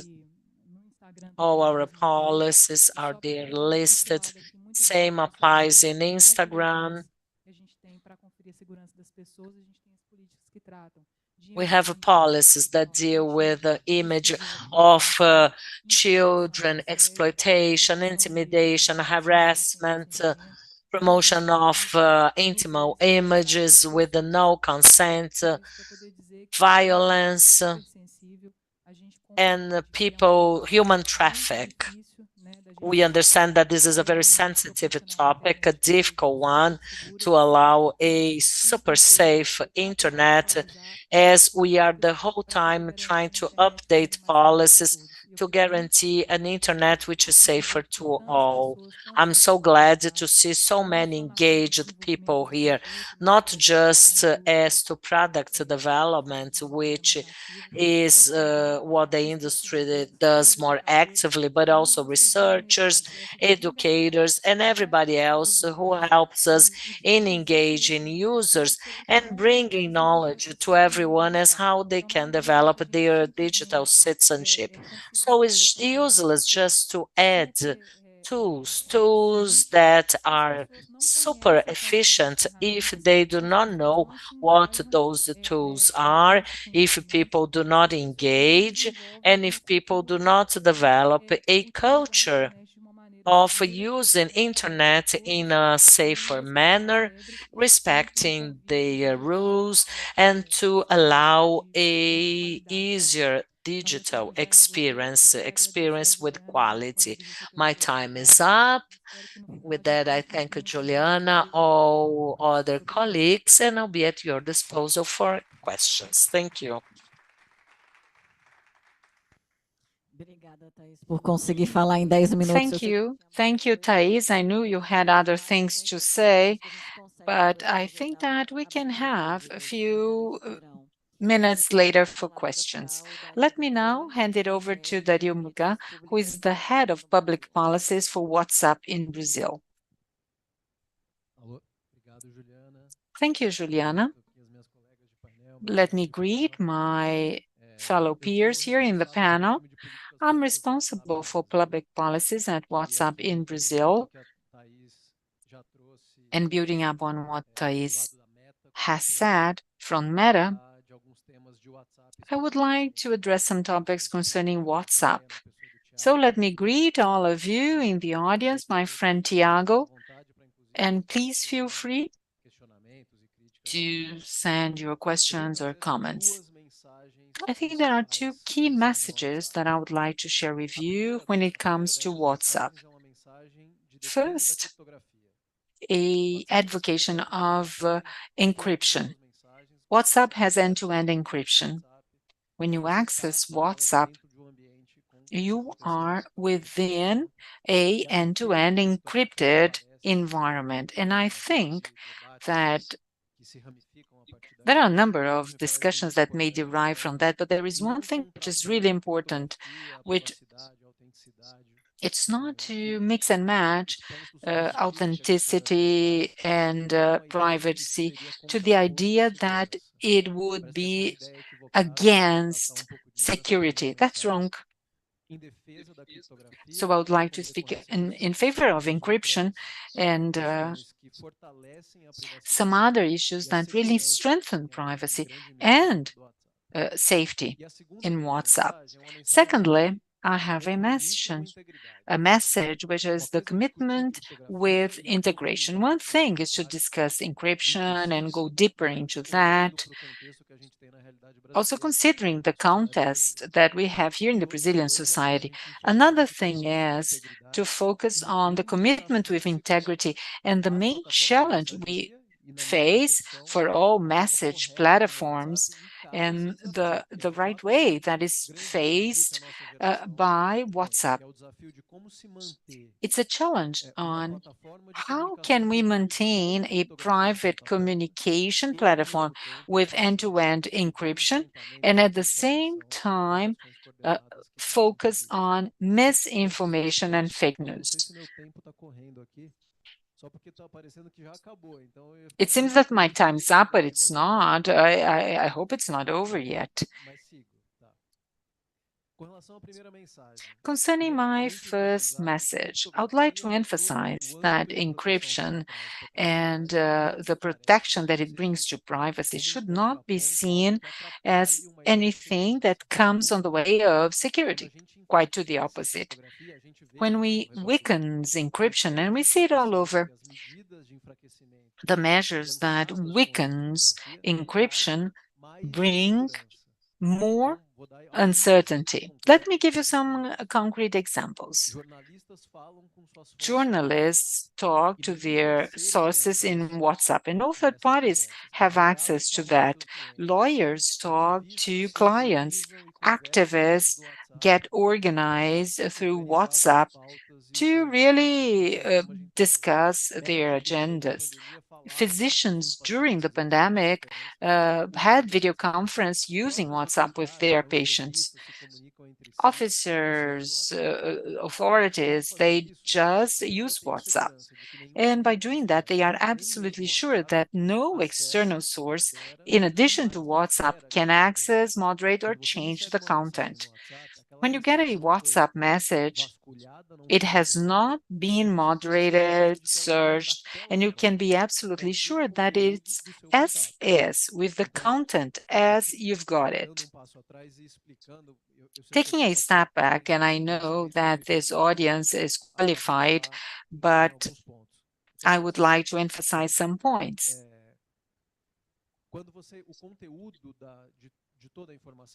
The content of information going through WhatsApp is not stored in our servers.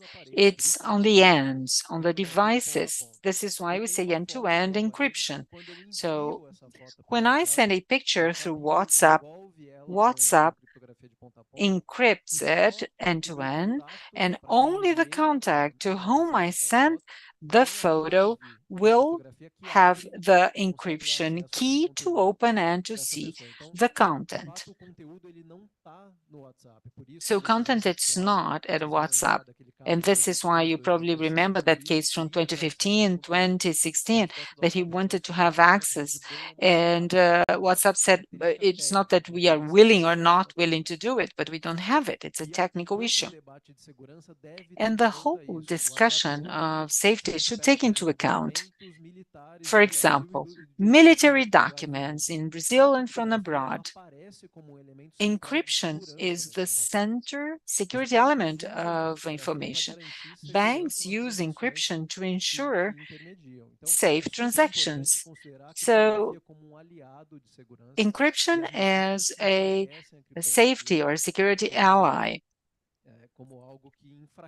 And anything that goes against this encryption would add a problem.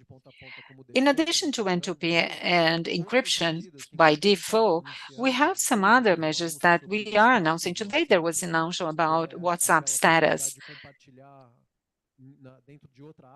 which is to sharing videos and images and text to contacts. Today, WhatsApp is announcing some tools to reduce dissemination of contents, and what the status also has end-to-end encryption. But there is more to it. Unique visualization. You cannot have a screenshot of that page. So yes, many people have been using it, and they think that with this additional protection that we are installing, it is going to be better. So one more aspect before I go. Thais has helped us lead this discussion in Brazil, which was the online status of WhatsApp. There was a discussion, still ongoing, that the online status, even though philosophically for WhatsApp it makes sense that you are connected with someone who is also virtually present for a discussion, in some cases, it may be bad from a safety issue. So women that were subject to violence or harassment because they said they were online, said, yeah, I know you were there. Even politicians said, well, if I'm online, people know I'm there and they call me. So now there is an option. It's not by default, but there is an option not to have an online status when you want. So you can select that. I had one more message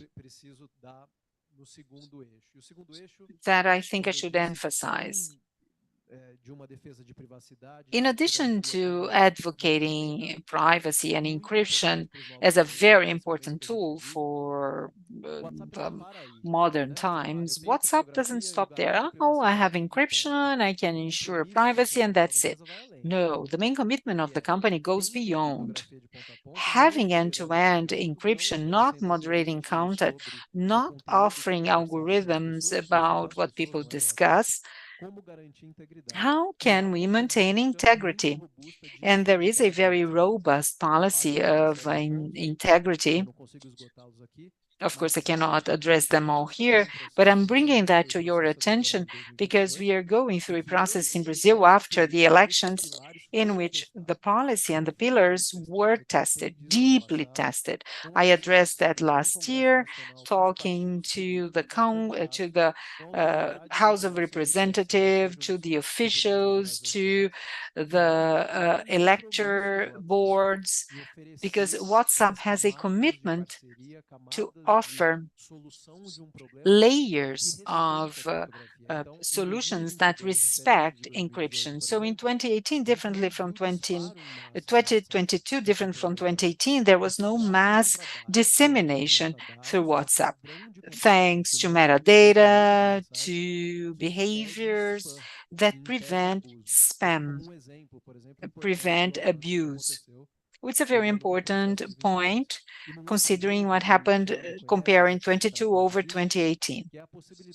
Another example is the possibility of having surfaces within WhatsApp which are not encrypted. For example, name of the group, a photo of a group, and then we can have some abuse prevention mechanisms, especially involving minors and others.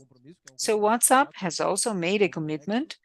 It's a complex commitment on a platform that over 2 billion users that use WhatsApp every single day, over 110 billion messages exchanged every single day. So maintaining encryption, which is very important to society, but at the same time, having a commitment with the authorities, reinforcing through metadata, meeting, of course, legal orders, and at the same time fighting against misinformation, fake news, and anything that goes against the law. Thank you.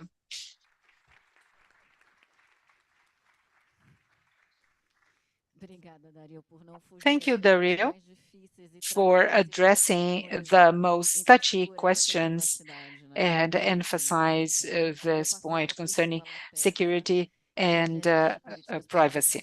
Let me hand it over to Priscilla, who is going to share with us what TikTok has done and what are the main challenges you face. Good afternoon. Thank you very much for the introduction, for the coordination of this panel. I'd like to make the special thanks to Safernet for inviting me and NIC.br for hosting this important event.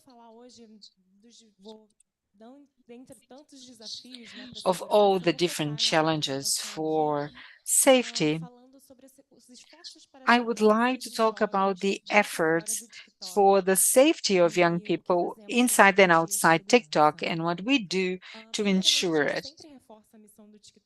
We always emphasize the main mission of TikTok: inspire creativity and bring joy.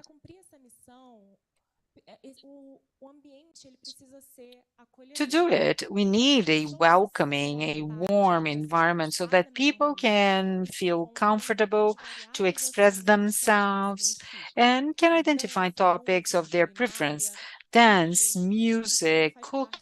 Ambiente do TikTok. E a nossa maior missão é justamente garantir que as pessoas se encontrem com autenticidade e exerçam se encontrem nesse ambiente de uma forma mais segura. And at the same time be safe. This is why we say safety is our key priority, especially speaking about the groups of young people. Safety is a priority.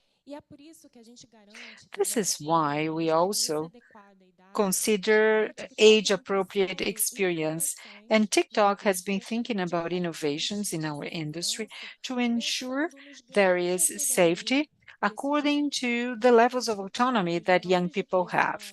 Those below the age of 13 are forbidden to access the platform. And I'm going to tell you how we can really guarantee that there is implementation of that. And we also have a modulated, differentiated experience according to the age range and the level of autonomy.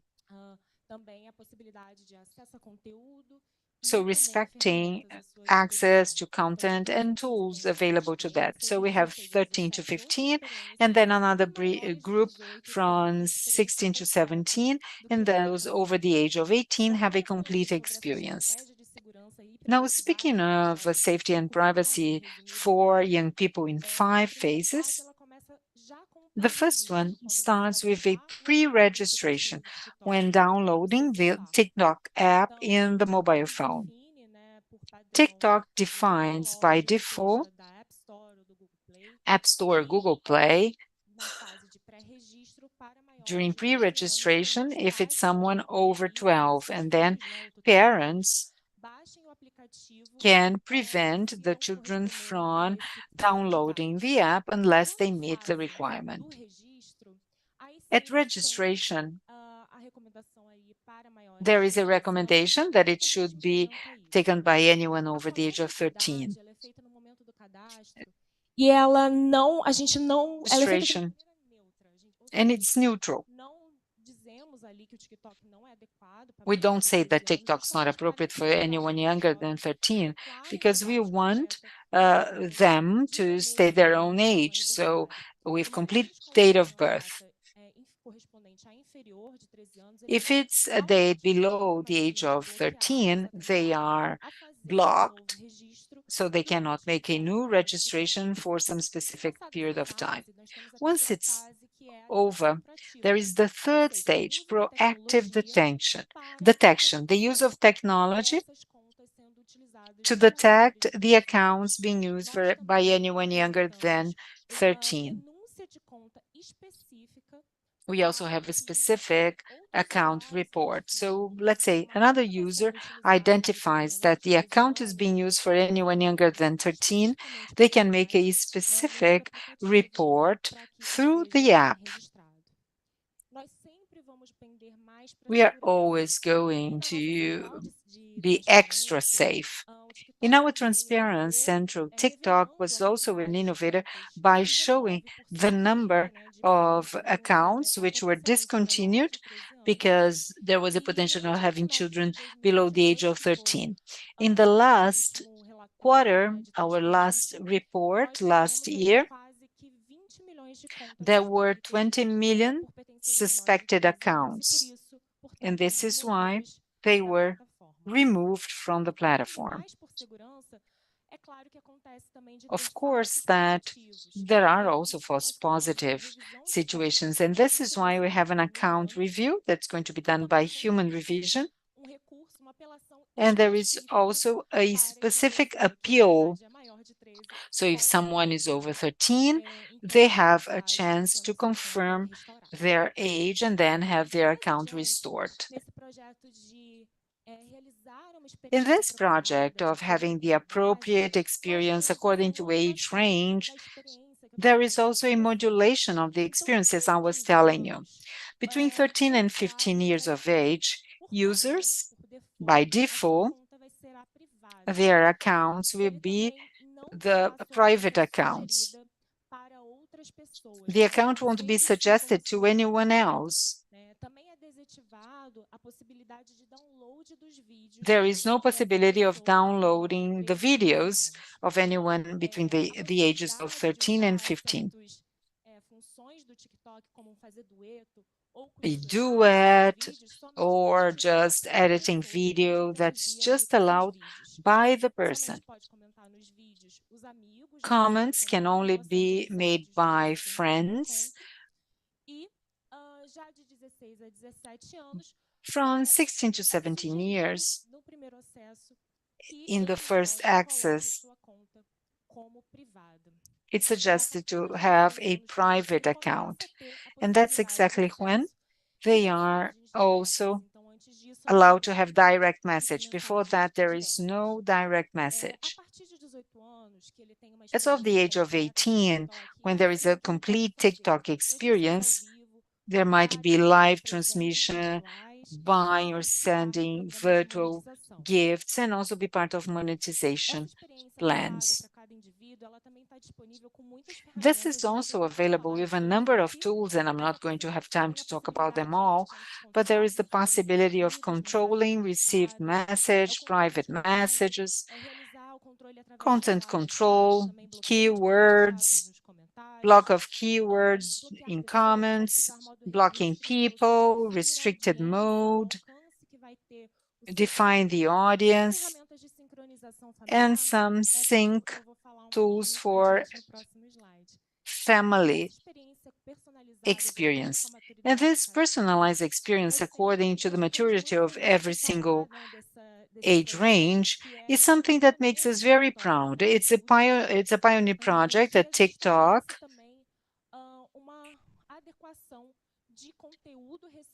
And we have an adjustment of the content received according to, let's say, the maturity level that the young person is ready to receive. Family Sync provide parents and guardians to synchronize their children's account to their own account.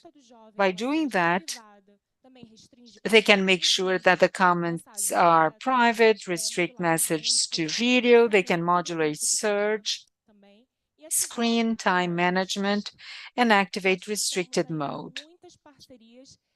We have many partners. These are but a few. We have so many others. And some highlights, of course, Safernet, UNICEF, Jimmy Cuida, and a recent partnership with Vitala Rally, where we launched a research center, fully independent center, funded by TikTok, but has complete independence. And the first survey is being conducted about time of screen use.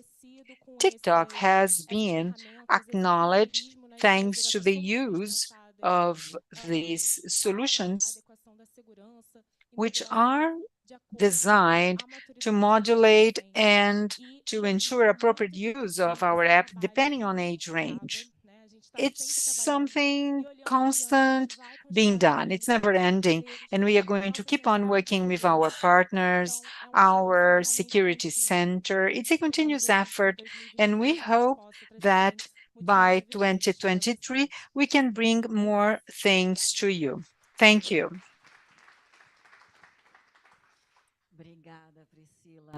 Recentemente a gente tem feito uma série de consultas. Thank you, Priscilla. Recently, we are conducting a number of surveys in partnership with Sydney University, and TikTok is unanimous within the youth and adolescents. TikTok has been doing a lot to this age range. Now I will hand over to Vivo's representative, Bruno. You have the floor now. Hello, everyone. Good afternoon. It's a great honor to be here addressing rich topics such as education, cybersecurity,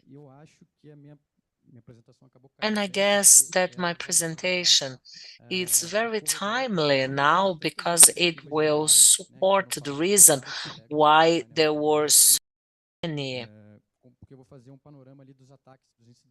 activities addressing cyber attacks, which are becoming greater more and more, and cybersecurity became so important and relevant all over. So here a timeline. I'll try to be brief.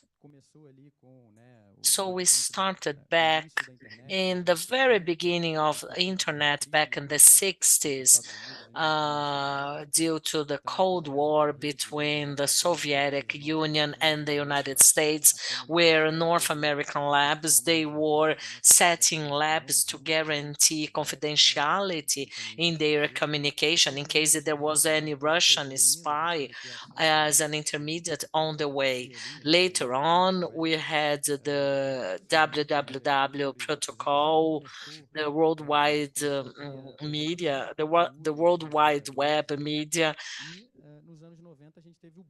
That was in the 80s, and just 10 years later, we had a internet boom where Google was founded. Internet became more popular in Brazil and all over.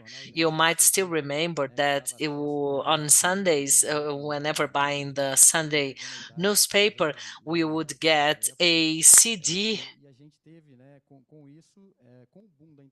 with American Online or other things that we could hear on CD. Run that CD on the PC. And in 2010, in the 20s, we started with the cyber attacks. And in 2010, the attacks in industries and nations. If you recall the Millennium Bug, where there were just two characters and everyone had to update their BIOS, those were our issues at that time, and not much was said about cyber attacks. But still, along the year 2000, we could see development in the attack line where there were more sophisticated attacks, not bugs, but malwares rather.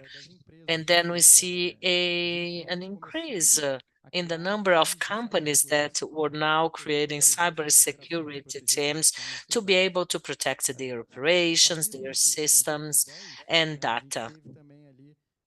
As of 2010,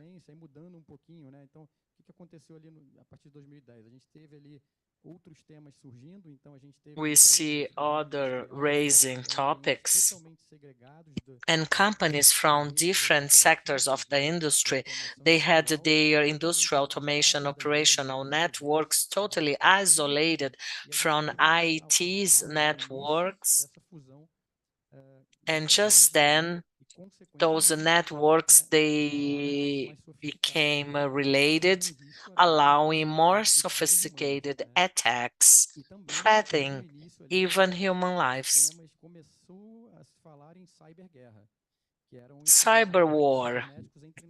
Cyber war, that would be a definition for cyber attacks between nations due to religious and economic factors. As of 2010, we see attacks at different sectors of the industry and at different nations. Cyber attacks, they led to people's death. But how come a cyber attack may lead to a human's death? Well, working as a consultant, working for a rail company, a security guy invaded the system responsible for controlling the rail track. I mean, a train could hit another train coming opposite, and people would be killed. And here we are not just addressing data leakage, cyber attack, but here we are talking about people that may have their life threatened by a cyber attack.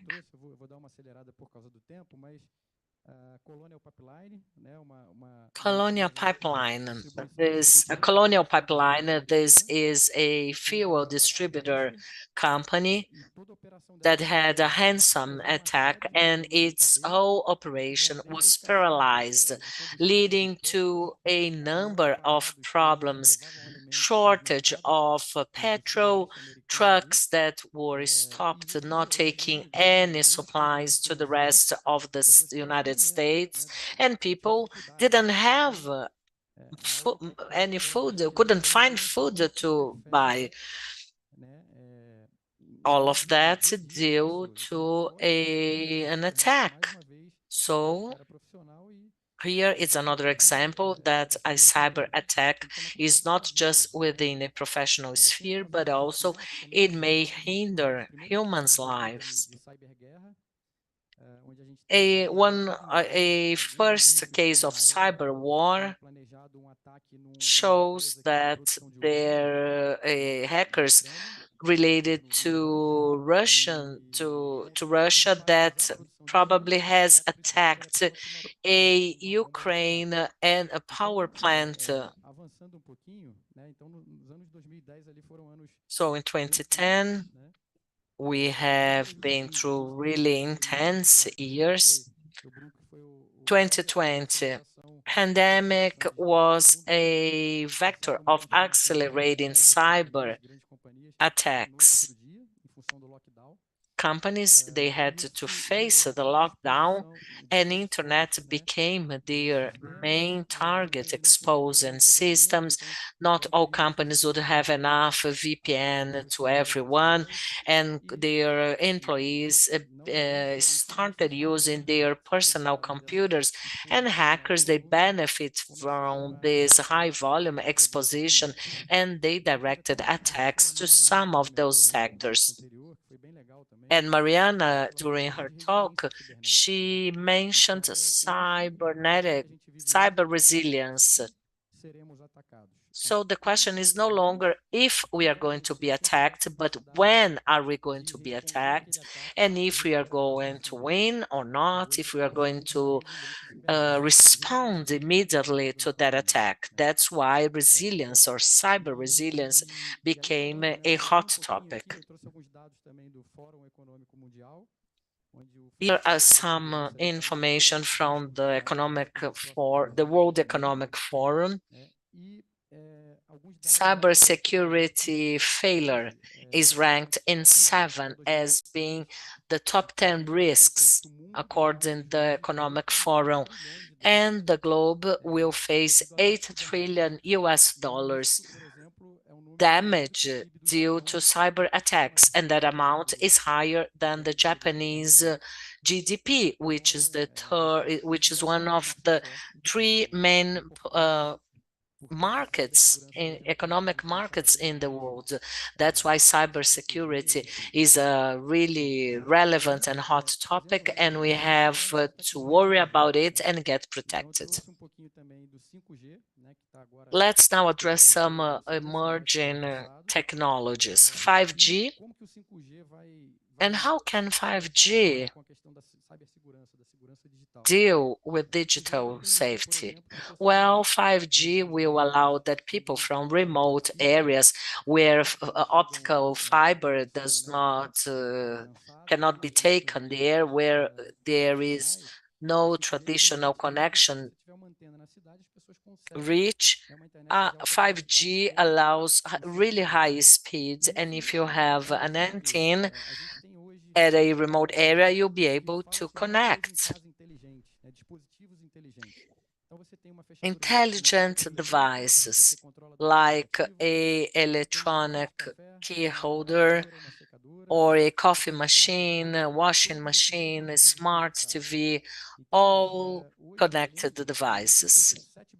So today in the world, there are around 7 billion IoT devices already connected, and we estimate to 2025, 22 billion. That is threefold the number of connected devices.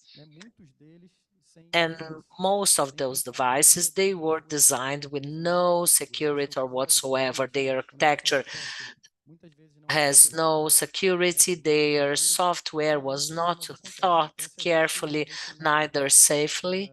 So if we have a number of cyber incidents, the idea is to have that growing even more with a great number of connected devices.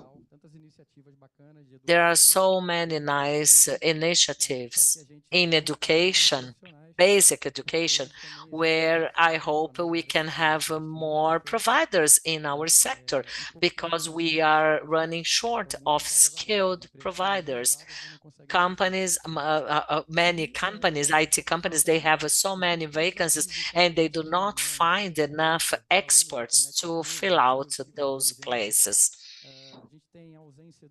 What are the security by design challenges in IoT? Security by design devices, they were not built, thought to run on safe architecture, safe framework.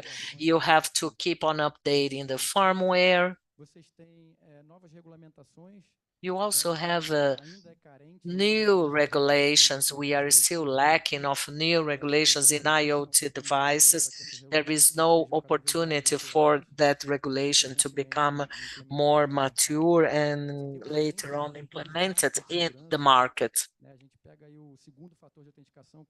The second authentication factor, which should be mandatory to any sort of tool, but not all of them make use of that second level authentication. We have some initiatives being carried out by an agency which is in charge of several framework on cybersecurity for IoT and intelligent devices, and we have protection tools for IoT devices. And to close, I would like to thank and to say that digital safety is not 100 meters run, but it is a long-lasting game where we are always trying to evolve. Thank you. Thank you, Bruno. It's wonderful to hear the different levels and dimensions of security and how terrible those cyber attacks can be. Now we are going to hand over to Mariana, who is here representing the legal department from NIC.br. Good afternoon to all of you. First of all, I'd like to thank my dear colleagues. It's such an honor to be part of this panel. I will start by introducing some of our legal department initiatives and what we did from a data protection perspective back in 2021, personal data protection. Well, we have so much important information, so I apologize in advance if I talk too fast. How about our initiatives? Let's start with a responsible internet, where we had developed several handouts and manuals. We have manuals that are fully dedicated to talk to children, addressing cyberbullying, hate speech, harassment. We have another handout to teachers, which is hashtag classroom. Last year, we were invited by some schools from the public sector, and in that occasion, we talked to teachers to understand what their reality was and what they were willing to see and to have in one of those handouts. It's much more difficult to design a content if we do not involve them as part of that design. I also made part of digital citizenship.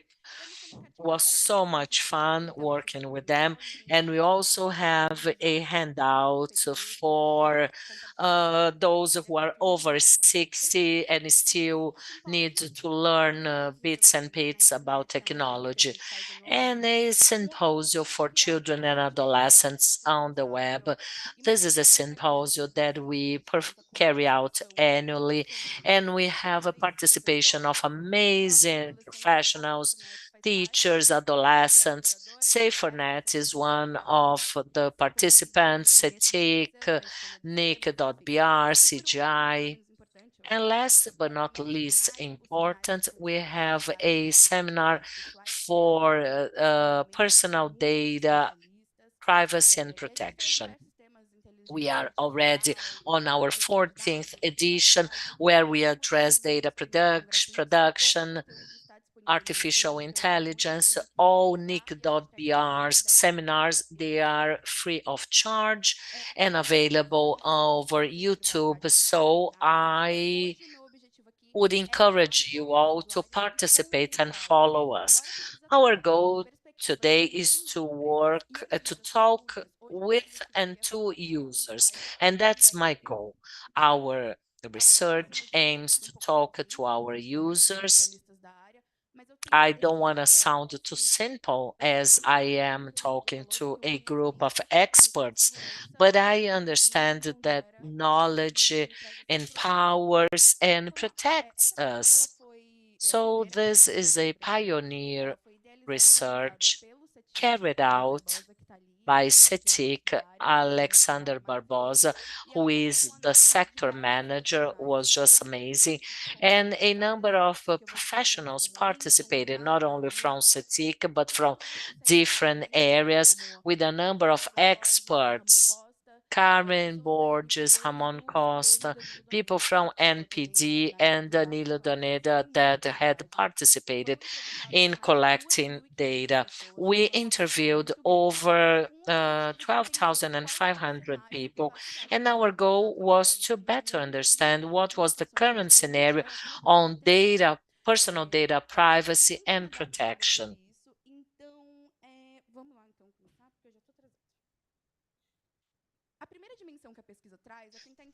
First dimension, what is privacy? That was an open question, the first open question addressed by CETIC researchers.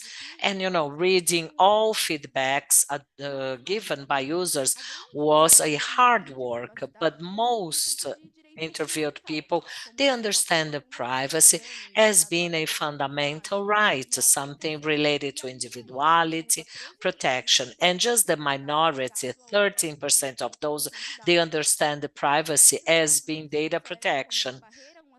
And they see as a barrier unauthorized access, control over those who can or cannot see data, and control against theft and robbery. Our constitutional norm, which is 1 year old, this constitutional amendment, which sees data protection as a fundamental right. And those of you who are not from law, they might not quite understand what is a fundamental right or what makes a right to be considered fundamental. The state has a proactive right to guarantee rights to all citizens, all subjects, to guarantee dignity in their lives. Data privacy and data protection, data personal protection, is considered to be a fundamental right. That was a victory. Secondly, People see privacy as a right to individuality, but what do they do to be careful about data protection and privacy? What do they do in practical terms? Well, 70% of them said that they check if that page is safe or not.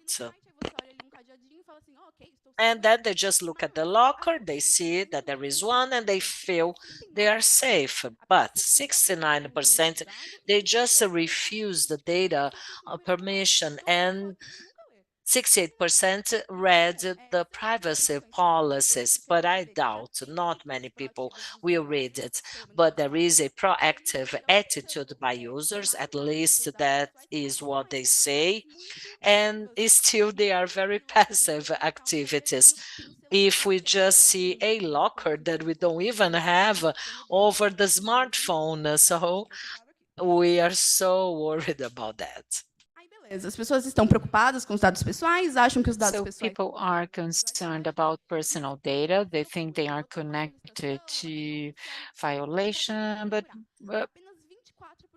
what they are going to do? Only 24% of the people had any activities where there were requests or reports. Well, small victories, right? One step at a time. 80% of the people or the users went to the company or the agency. If I have a problem, I'm just going to go there and try to solve. But something that really attracted our attention is that only 27% looked for the data protection agency. Why isn't the National Authority of Data Protection being approached whenever there is any complaint concerning data privacy? Now, speaking of risks, the risks that matter are financial risks, financial loss, bank fraud, scams.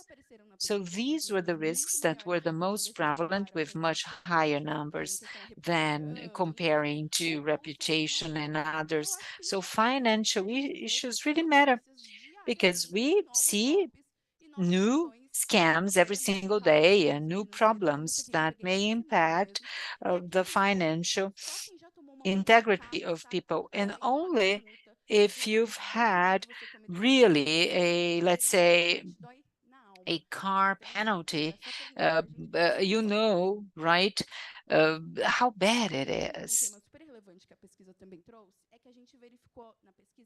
We've also noticed some differences between Black people, 52%, and mixed race, 49%, as opposed to Caucasians.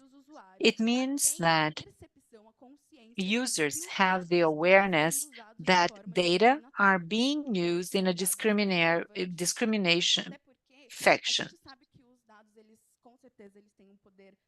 We know that data matter, they may cause severe harm to people's lives, but in minority groups, the harm may be even greater.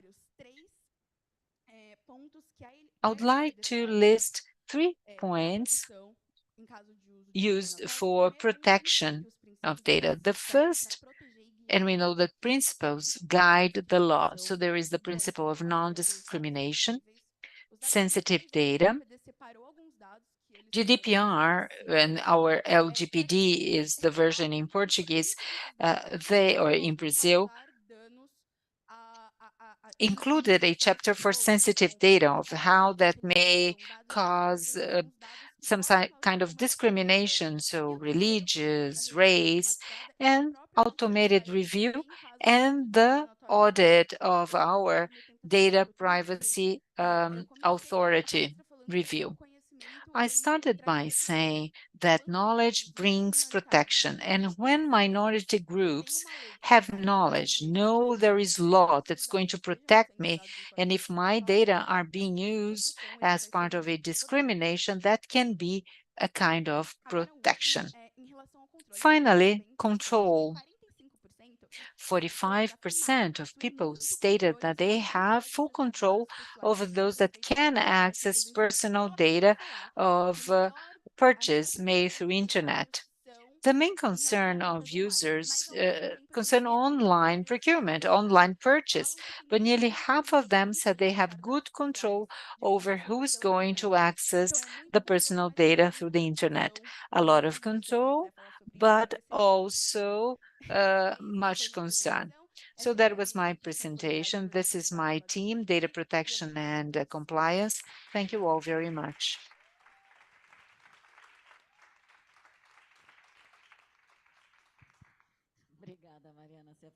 Thank you, Mariana. You presented really data research. Great. Our time's up, but there are two questions from those who are watching us online, two very quick questions. One to Dario about encryption. It's by G. Newton, and he asks whether WhatsApp encryption is also active for groups and in the business version, or just user by user. And there is a second question to Priscilla and Thais. It's a more complex question. Maybe you can be brief. What are the parameters that Meta and TikTok use to check the report of misinformation in the network, and how have you been dealing with that? I would like to ask you to briefly make some comments about that. I'll go first then. G. Newton is the name of the person. Thank you, G. Newton. Very important points here. Yes, there is encryption for groups. The same logic of encryption of one-to-one applies to group. When a message exchange through the group, only members of the group will get that and have access to the content. Meta, WhatsApp, and Brazilian authorities won't have access to the content of the message. Groups, yes, mentions are encrypted. WhatsApp has three modes to use. User app, user for small business, which is the business account, and there is WhatsApp API, where you can manage chats, develop chatbot, and so on. Encryption, end-to-end encryption is present in the three versions in terms of message protection. For the API, you can also add one more level, which manages the message requested by a company. And in this third format, which can be a technology partner or even Meta in case of cloud, then the third party have contact of the message, but there is no sharing of message for any other purpose, even within the company. So the technical part of end-to-end encryption is present in the three ones, but in the model of API, then a third party hired by the company can manage that. And this is all very clear if WhatsApp has updated that. So when the user is talking to a company which is a third party manager, we get that in the chat saying, well, this account is being managed by a third party as requested by the company.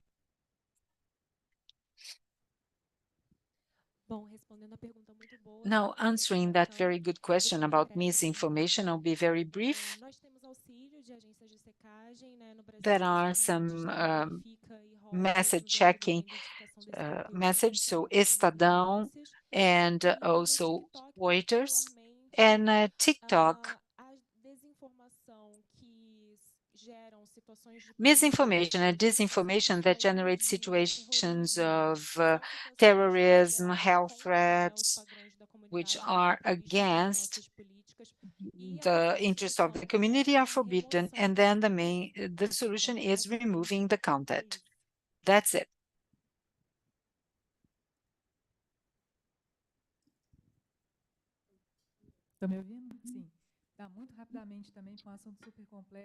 Very complex topic, of course, but we also have dozens of partners that check content. Meta also removes content. So as I told you before, there are professionals all over the world speaking over 60 languages that check the content. Everything that is considered against the best policies and disinformation or misinformation would be removed. And there are a number of controls that help us avoid dissemination of inappropriate content. It's another tool, it's another solution that we have that help us control potentially fake content that goes beyond the first barrier of automatic detection. These are the tools that we have. Of course, I would be glad to elaborate if you want to approach me. Thank you. Well, thank you. Our time's up, but I think it was a very important panel. It was great to hear what each of you have done. Some of the things that we have to revisit to improve our knowledge about safety.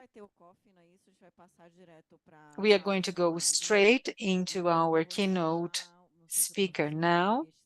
I don't know if Professor Demisgesco is here or not.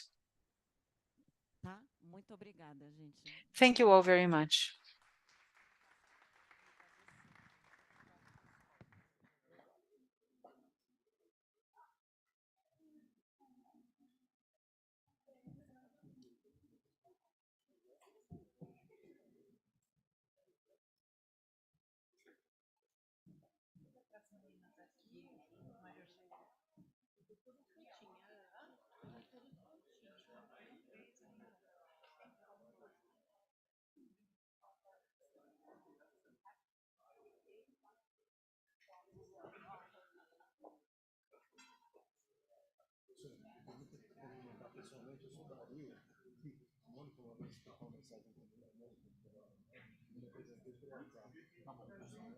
Eu acho que nós mandamos uma mensagem. Ela montou um grupinho que tinha um problema com ela. Você ajudou. Muito obrigado. Perfeito. Vamos manter contato.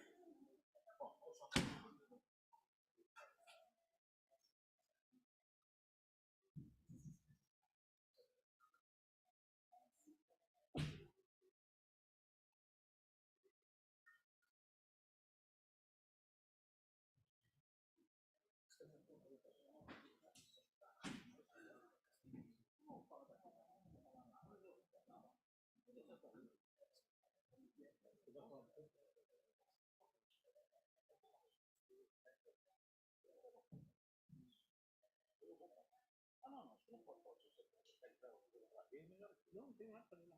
Dá para enxergar o que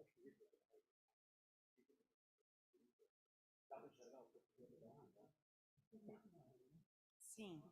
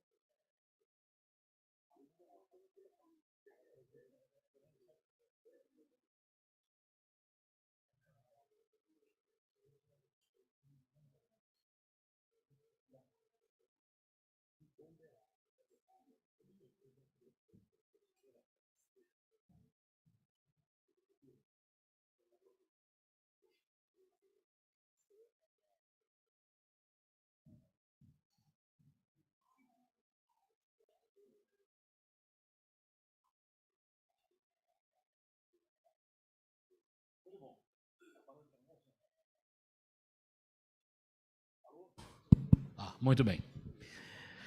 Muito bem, pessoal. Estamos chegando no final do Safer Internet Day e para esse final nós vamos ouvir o Adriano Cancian, que além de ser um velho antigo amigo meu aqui, nosso, do pessoal de segurança em redes, ele é professor da Unesp já há bastante tempo. He is a Unesp, which is a University of São Paulo, Public University of São Paulo.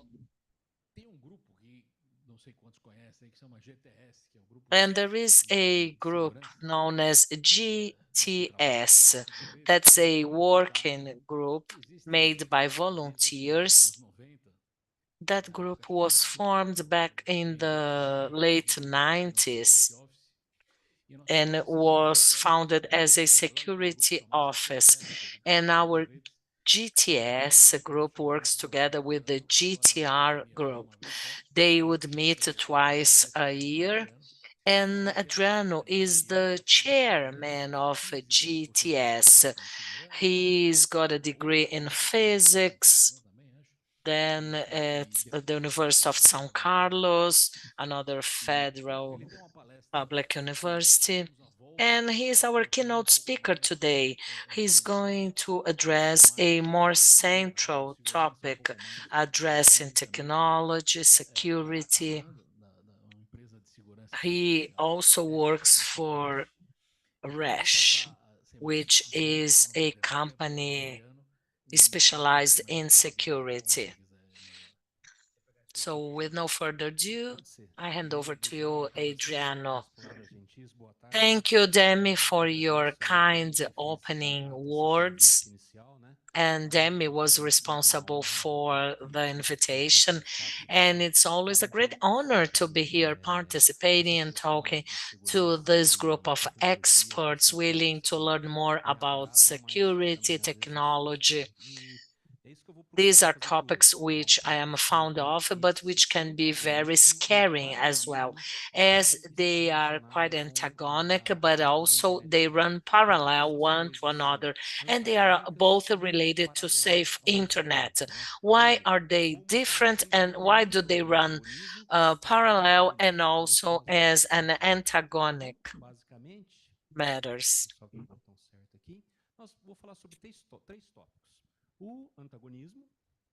So my talk will be divided antagonism, parallelism, and some conclusions. What is internet? What is the web?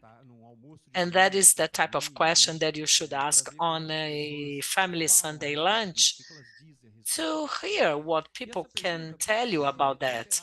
And this question can be asked differently. What is internet to you? And I would like to challenge you. Explain to yourself what internet is and see if you can self-convince you. Well, last night I asked, what is internet? It says that is a global network of interconnected computers which will allow access, blah, blah, blah. Okay, it's a good answer. Fine. But yet quite fake. I usually say that internet is a network that works thanks to the good faith that people have, that their administrators carry in their heart, because that has not been written anywhere. People just follow them and they hope that everything will work. Otherwise, they would not work. But internet, in fact, is a collection of abilities. What used to be isolated, they are no longer, now they talk among themselves, as now we had adopted mechanisms that will make things happen. We thought about methodologies that allowed things that were not able to connect before, now they can.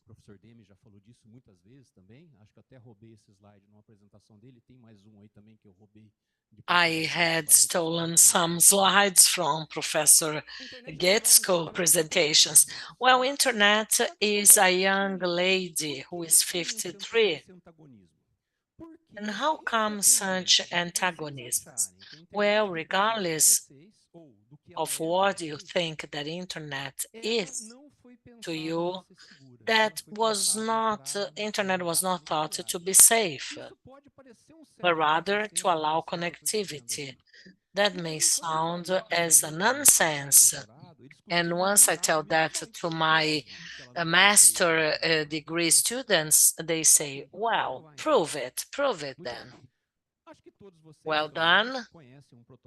You all know a protocol known as Telnet. Telnet was the first app protocol, probably one of the oldest ones, which had allowed a computer to talk one to another. You would open a terminal, and then information would be conveyed from one monitor to another. That dates from 1969. That was the first protocol, and that protocol was not safe for 26 years. Just in 1995, once we had the first navigators, the Telnet protocol, SSH protocol with cryptography.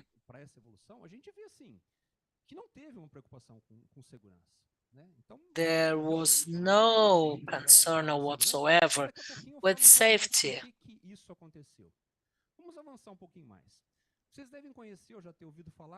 You might have heard about FTP protocol.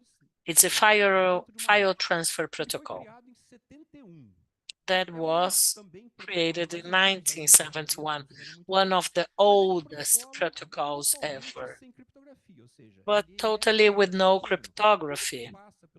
Everything that goes throughout the cables, network, if you tap it, you'll be able to read it, to listen to it. Just 25 years later, they created the SFTP protocol, which is the SFTP protocol with cryptography. For 26 years, we were concerned about connecting, allowing things talking one to another. If we advance to the web, even more. I remember buying several CDs over the web from websites with no cryptography. Tim Berners-Lee suggests the idea of a hypermedia network. And you may say, well, fair enough. But in 1994, 1 year later, we already have a SSL protocol.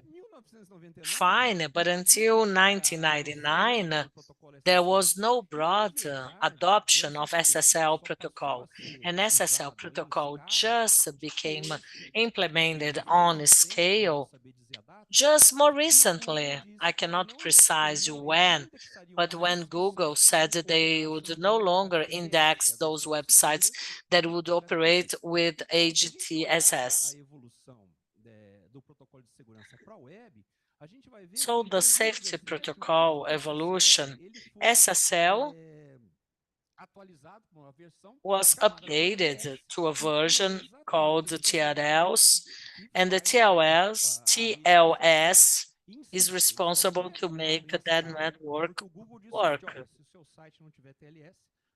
If your website has no TLS, we will no longer index it.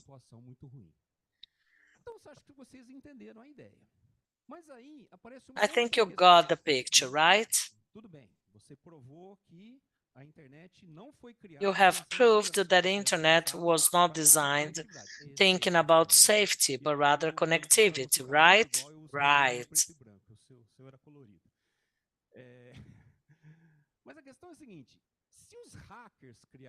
If hackers have created internet, how come that was not made to be safe? Well, hackers are those guys that are experts on security. And how come hackers created internet? ARPANET was not designed to be a digital telecommunication experiment. How about hackers who were responsible to the internet creation? If they were hackers, why didn't they implement internet safely?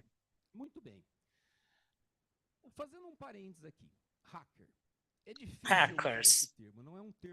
This is a difficult terminology. I don't like using that freely. Hacker is a term that goes from heaven to hell, as it may be used to identify someone who has a high level of knowledge about something specific. Those who have a hacker behavior, usually they are not just a computer hacker. It's a hacker of computers that can fix toys. It is a hacker that uses computers and know much about other stuff. Well, is a terminology that shows that it's someone that knows a lot about technology. Who are them? Why do you say, or why are you saying that hackers were responsible to the internet creation? Well, hackers, they were found out in the end of the 60s, and they would hinder freedom, the non-governmental interference, in a way that there was a strong influence in the freedom reasoning and how to release internet. Well, engineers and researchers responsible to design the first computer networks sharing these beliefs, they raised internet development based on these three values, leading to an architecture that would be totally decentralized with no restricted hierarchy, despite of any organization or governmental agency. And here we are talking about the end of the 60s. And now that we see a publication, which is a mantra of NTF, they say, we believe in we reject the kings, presidents, and voting. We believe in rough consensus and running code. That was their thought in the 60s. And why didn't hackers think about safety? If we think about the first internet protocols, even if they say safety concerns, usually there is just one line. Safety issues will not be approached over this document. If you want to read and furthermore about that, there are two other interesting references to know how ideas like that have shaped what we know as being internet today. The goal is to give connectivity. That was a time of sex, drugs, and rock and roll, not necessarily a disorder, and people, they were concerned about being connected. And that was reflected in the network organization. But that same very thing which had allowed a computer interconnection, a drastic evolution, a platform of freedom of expression and innovation also had some issues. And what happened?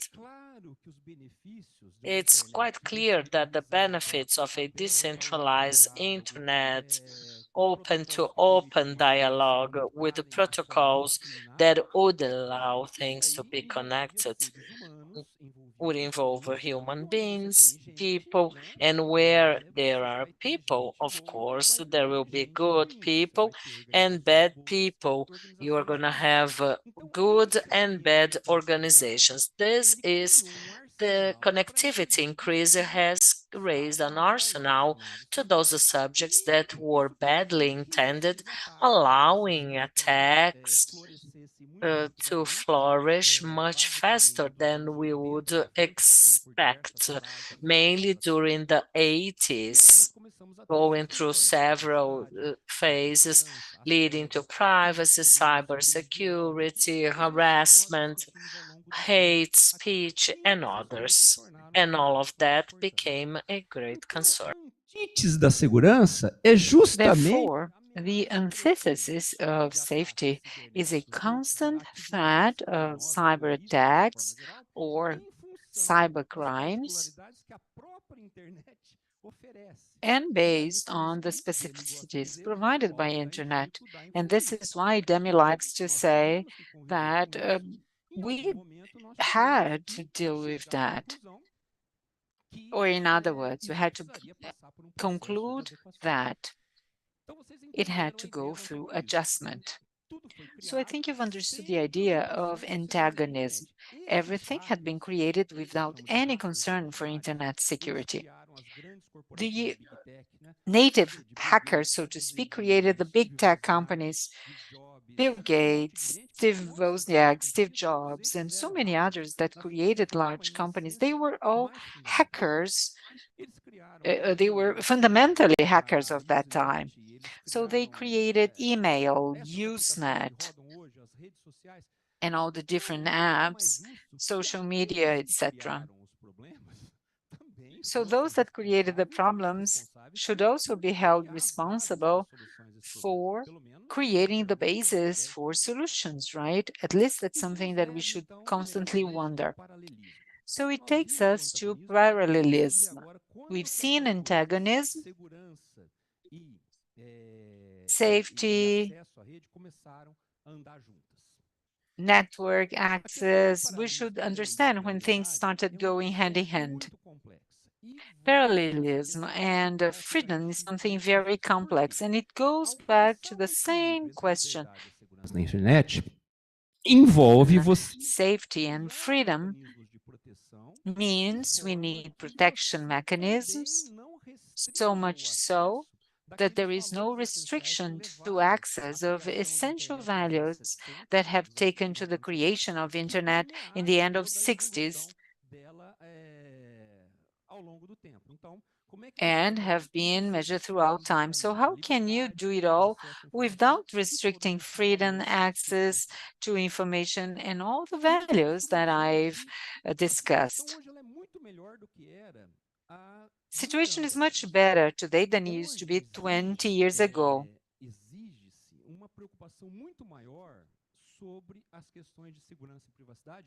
Much more is said about privacy and safety because people are good. Maybe yes, but there is much more at stake when we talk about information security and privacy. So it goes from basic issues to highly complex things that may put people's lives at risk. So the problems that are created in internet, I normally say that internet has to solve the problems, and usually it works quite well. It's all so much more complex today. You've probably have heard me talking about the Lego parts. Each part represents a communication protocol, and you can't just make the puzzle make sense so that the low rank would make sense and support the upper layers, and it can be replaced because once the Lego parts does not fit or there is a defect or if it's not working, because this is a result of all these values which were reflected from technology operation of the network. This is all very interesting, and this is why it works. These problems are solved continuously. The situation today is much better than what we used to have in the 90s. It's so much better. Regulation. Still talking about parallelism. This is something complex. To what extent regulations and laws are in conflict with the libertarian thought, which really regulates internet? These laws and regulations play a key role to organize things.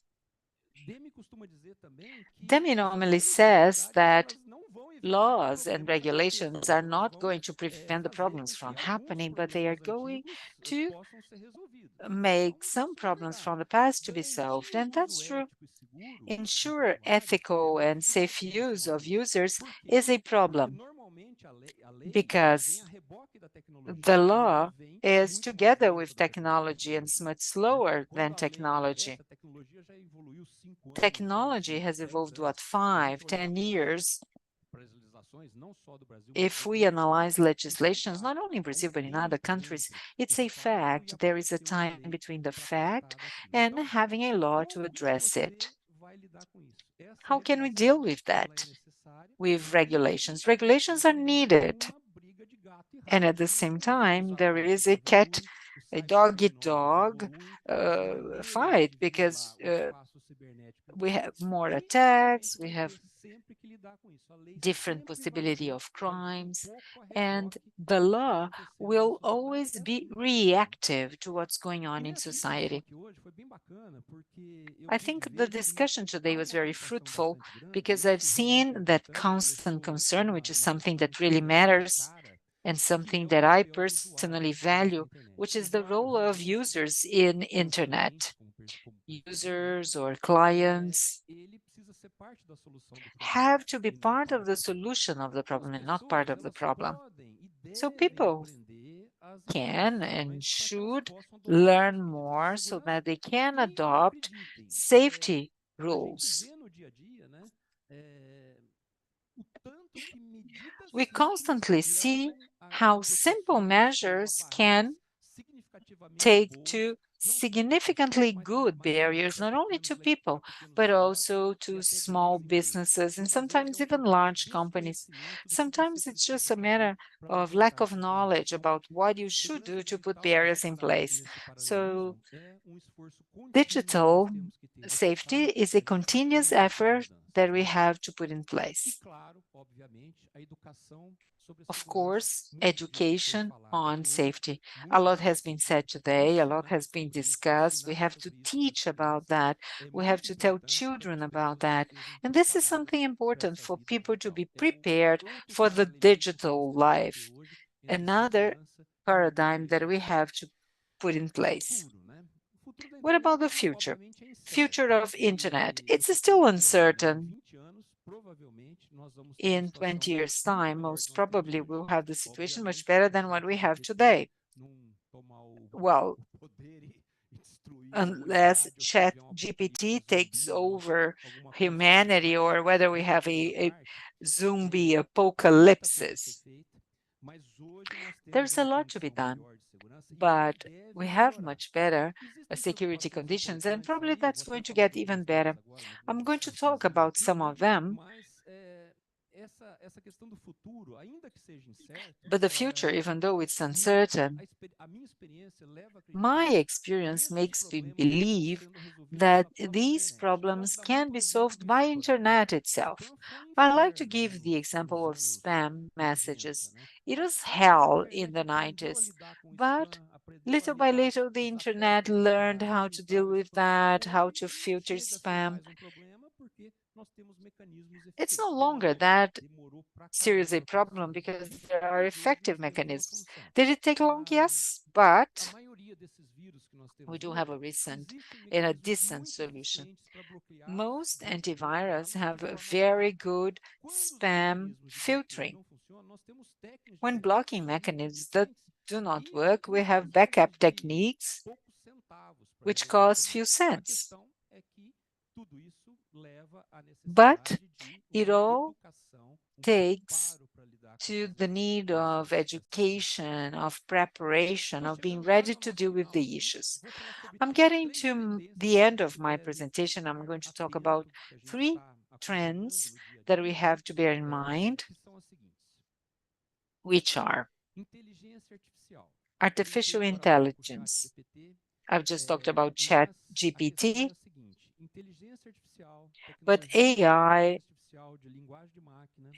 technology, machine learning, they are going to be more and more used to improve cyber threat and attacks. There are a number of technologies that helps us detect software vulnerabilities, which are extremely efficient to detect real-time attacks, safety failures, and software vulnerabilities. It's amazing to observe to what extent they can protect a company, from a small company to a large business. So AI is what we have to have in our focus. And for another reason, attackers are going to use it, and they have already been used them. So this balance, this parallel initiative will be required. Safe use of internet. So artificial intelligence is a trend, either to a good side or to a bad side. Now, quantic encryption, there is a trend of having very quick evolution with that. It is technology that is going to be extremely safe and resist attacks, but it's also going to be used against the defense mechanism that we have today, especially encryption.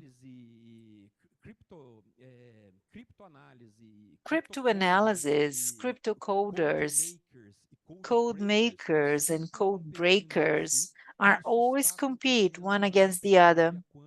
And this is happening with quantum cryptography. It's going to evolve quickly, and we should pay close attention to that. And finally, third trend is blockchain. It's moving along with quantum cryptography, and blockchain is a large distributed database where you deliver your data to different entities based on data filtering. And by doing that, cyber criminals cannot steal or change information. A very important promise to our safety systems in the internet. So these trends would probably be part of our history for the next 5 years, and they are going to evolve significantly. These three have the same characteristics we've been discussing. They are wonderful for safety, but at the same time, they will have to be one more point of attention for security analysts, because they're going to be used by the criminal minds. Now, let me draw my conclusions. I want to allow some time for our discussion, and I have very simple conclusions. The future of internet is highly influenced by this fast pace of technological evolution. We've been seeing that technologies are quickly adopted, faster and faster, and at the same time, technologies which are discontinued at equally fast pace. So this is what's going to show us where to go. In my opinion, I think that as civil society or as analysts, engineers, or hackers have to try to maintain the internet with its libertarian characteristics based on which it was created, so that it can show this side of freedom, but without putting at risk information, data, or people who use the networks. And finally, I go back to parallelism, which is the following. If you have legal pieces all set apart, they are useless. But if you have them aligned, and if you can place them, it can produce a very good wall, and then it would be safe to all. Thank you all very much. I am at Unesp, and I am part of the advisory board of RESH, which is specialized in detecting software vulnerabilities. I've been with the university for 22 years, since I was, what, 15, Demi? No, since I was 26. Thank you all very much, and I'll be glad to answer your questions. I try to be brief so that we can really talk now. Thank you.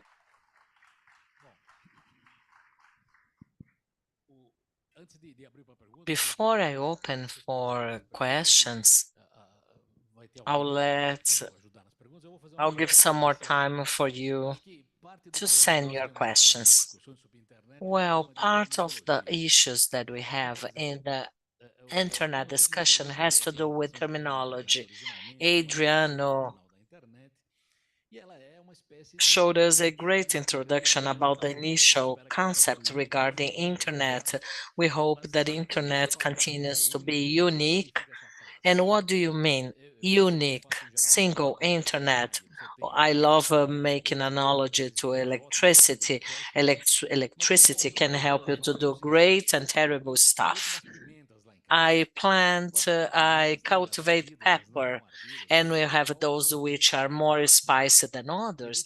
Then you apply substrate, and then you may have some bugs that will grow there.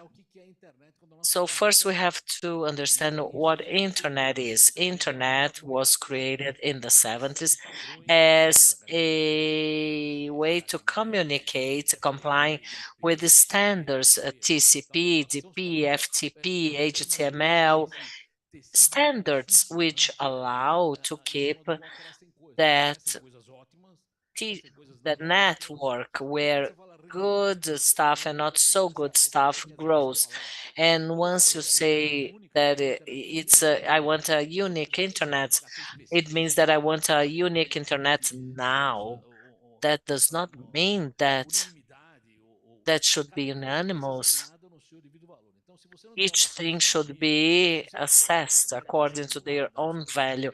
If they say that internet has to be regulated, the water has to be regulated, maybe the soul should be regulated or something else.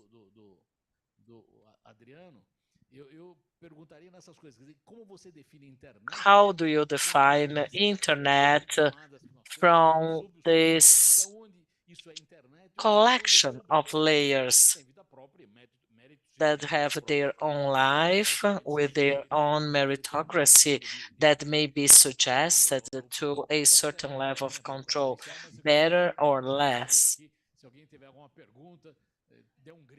If you have questions, just shout, just let me know.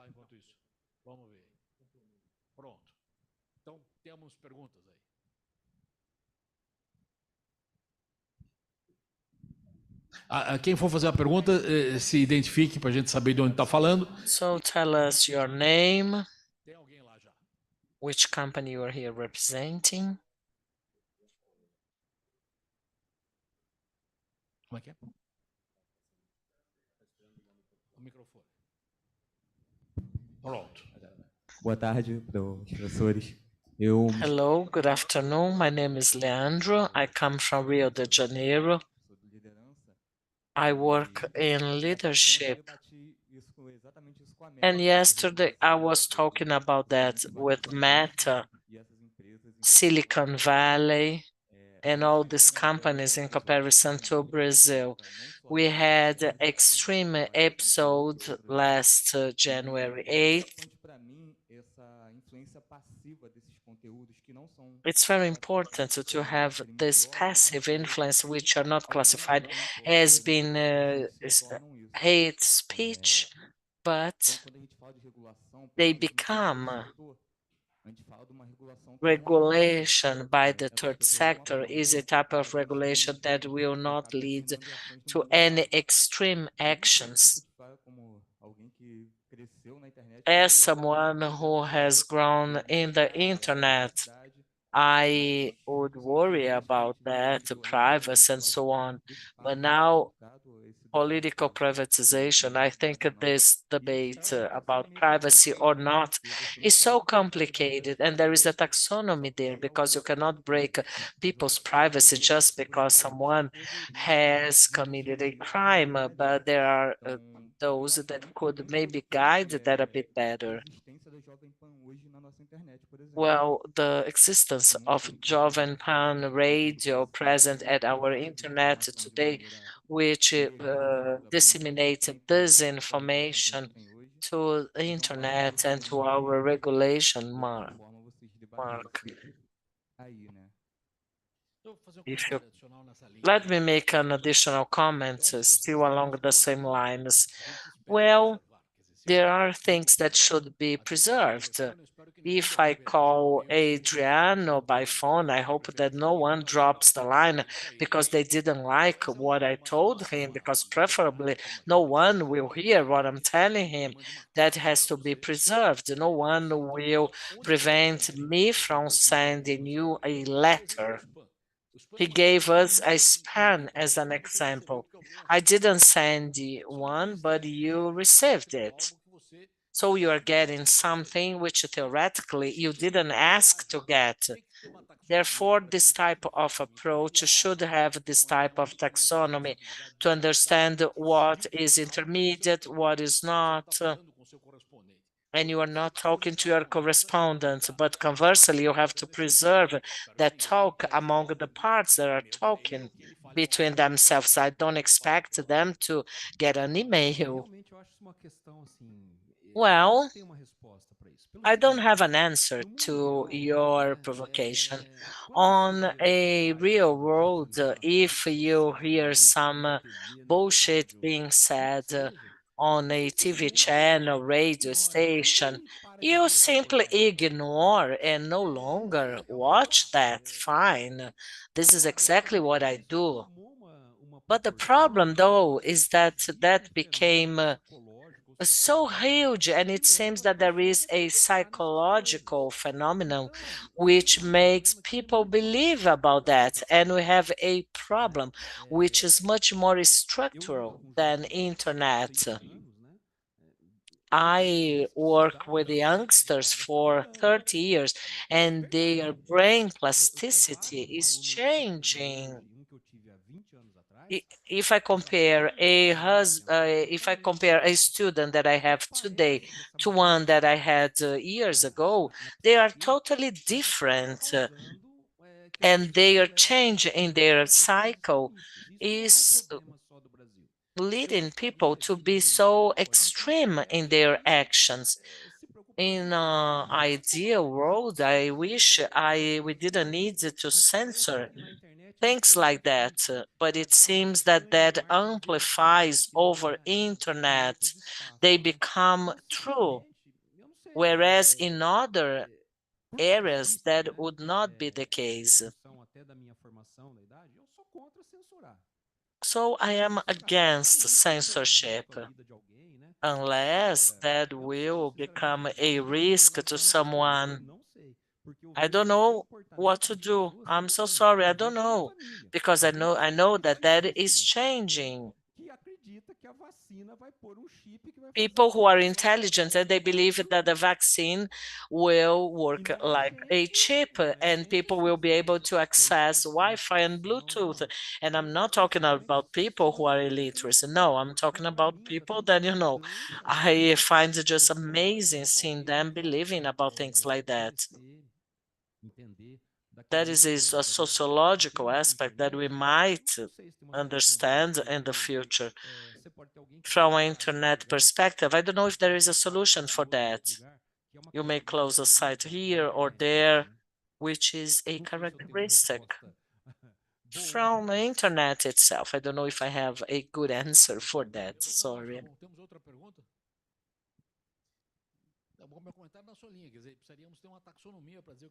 We should have a taxonomy to know what it is, what is not. The legal framework is a way of doing that. Anyone else? Comments? Também nós aceitamos também.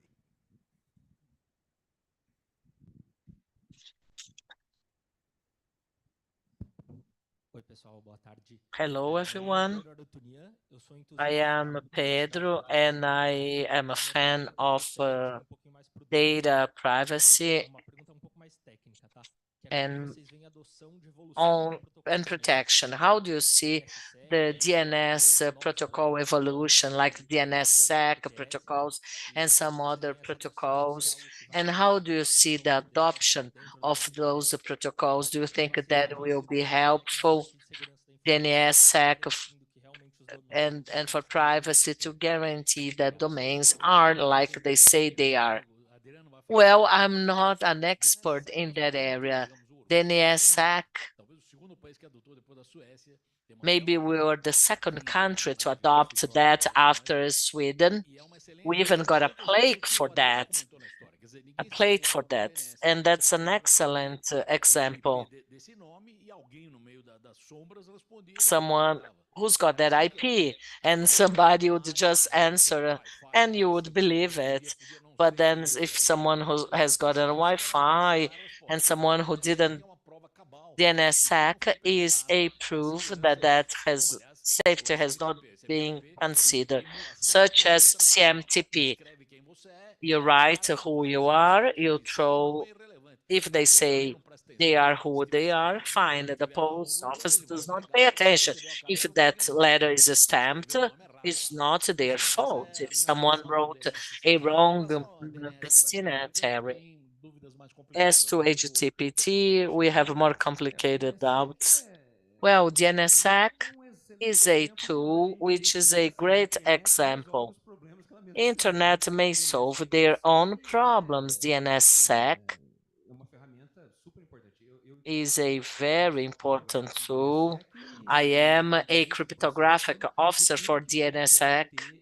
I had followed it and everything else that may offer in terms of safety. Com relação ao DNS sobre HTTPS, DNS, I have a political opinion about that. I am against because it violates the DNS protocol. It violates the way as DNS makes that consultancies as to root servers.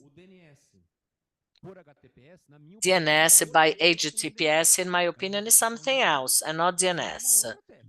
It is a resolution of techniques applying a different technique. Is that welcome or not? Well, I don't like it. But it can be valued, depends on what you are going to do. Acho que vocês começaram a falar rapidamente, né, sobre o chat GPT. Eu queria saber. You were talking about GPT Com a evolução da AI. With the artificial intelligence evolution that initially started as a foundation to safeguard artificial intelligence not to become harmful. It started with as a foundation and now probably is becoming a metamorphosis for commercial application, or maybe it looks like they are having a social race there. What is your take about that evolution? In AI, in the generation of AI, and how do you set up that moral code? Some people are trying to fool the website. I remember I've seen an example where they explain as if it was a lecture how to rob a bank. Theoretically, they are helping you over an activity that they should not do it. How about this activity and to work with moral and AI? Eu fiz uma apresentação Well, sobre isso semana I passada. made a presentation on that last week, and Era podcast. it was for a podcast, and I said the following: maybe we won't see the end of humanity, we're just in the beginning of it. Of course, it was just a joke. But once again, ChatGPT is they're impacting that parallelism, that antagonic and parallel, because it can be used for the good or for the bad. If you do they try to establish the moral issues? Yes. There is the moral machine of MIT, you probably know it. It is a project which has been running for a while and brings there situations for you to decide what you would do. So, autonomous car. There is a 20-year-old and a 70-year-old in the car. It is moving towards a passenger cross. The brakes concreto ou atropelar as pessoas. concrete barrier or just run over people. There is a dog, 17-year-old, and an executive. What would you do? Would you hit the barrier knowing that it would cause the death of everyone in the car, or would you run over the people in the passengers cross or the walking crossing lane? So some decisions that will have to be done by the machine, inevitably that's going to happen, because MIT has been studying on how to attribute weight to machine decisions. Well, it's quite catchy, isn't it? You run a test, you are given situations, and then you can just vote. It's called the moral machine, MIT, and then you can determine what you gives more or less weight. I like more dogs or people, and it gives you a final result. These are problems that would deserve the discussion of AI issues, but I'm sure we're going to just be faced with that. When ChatGPT comes to the public, as we've heard, it's probably 5 years ahead of what they are showing us.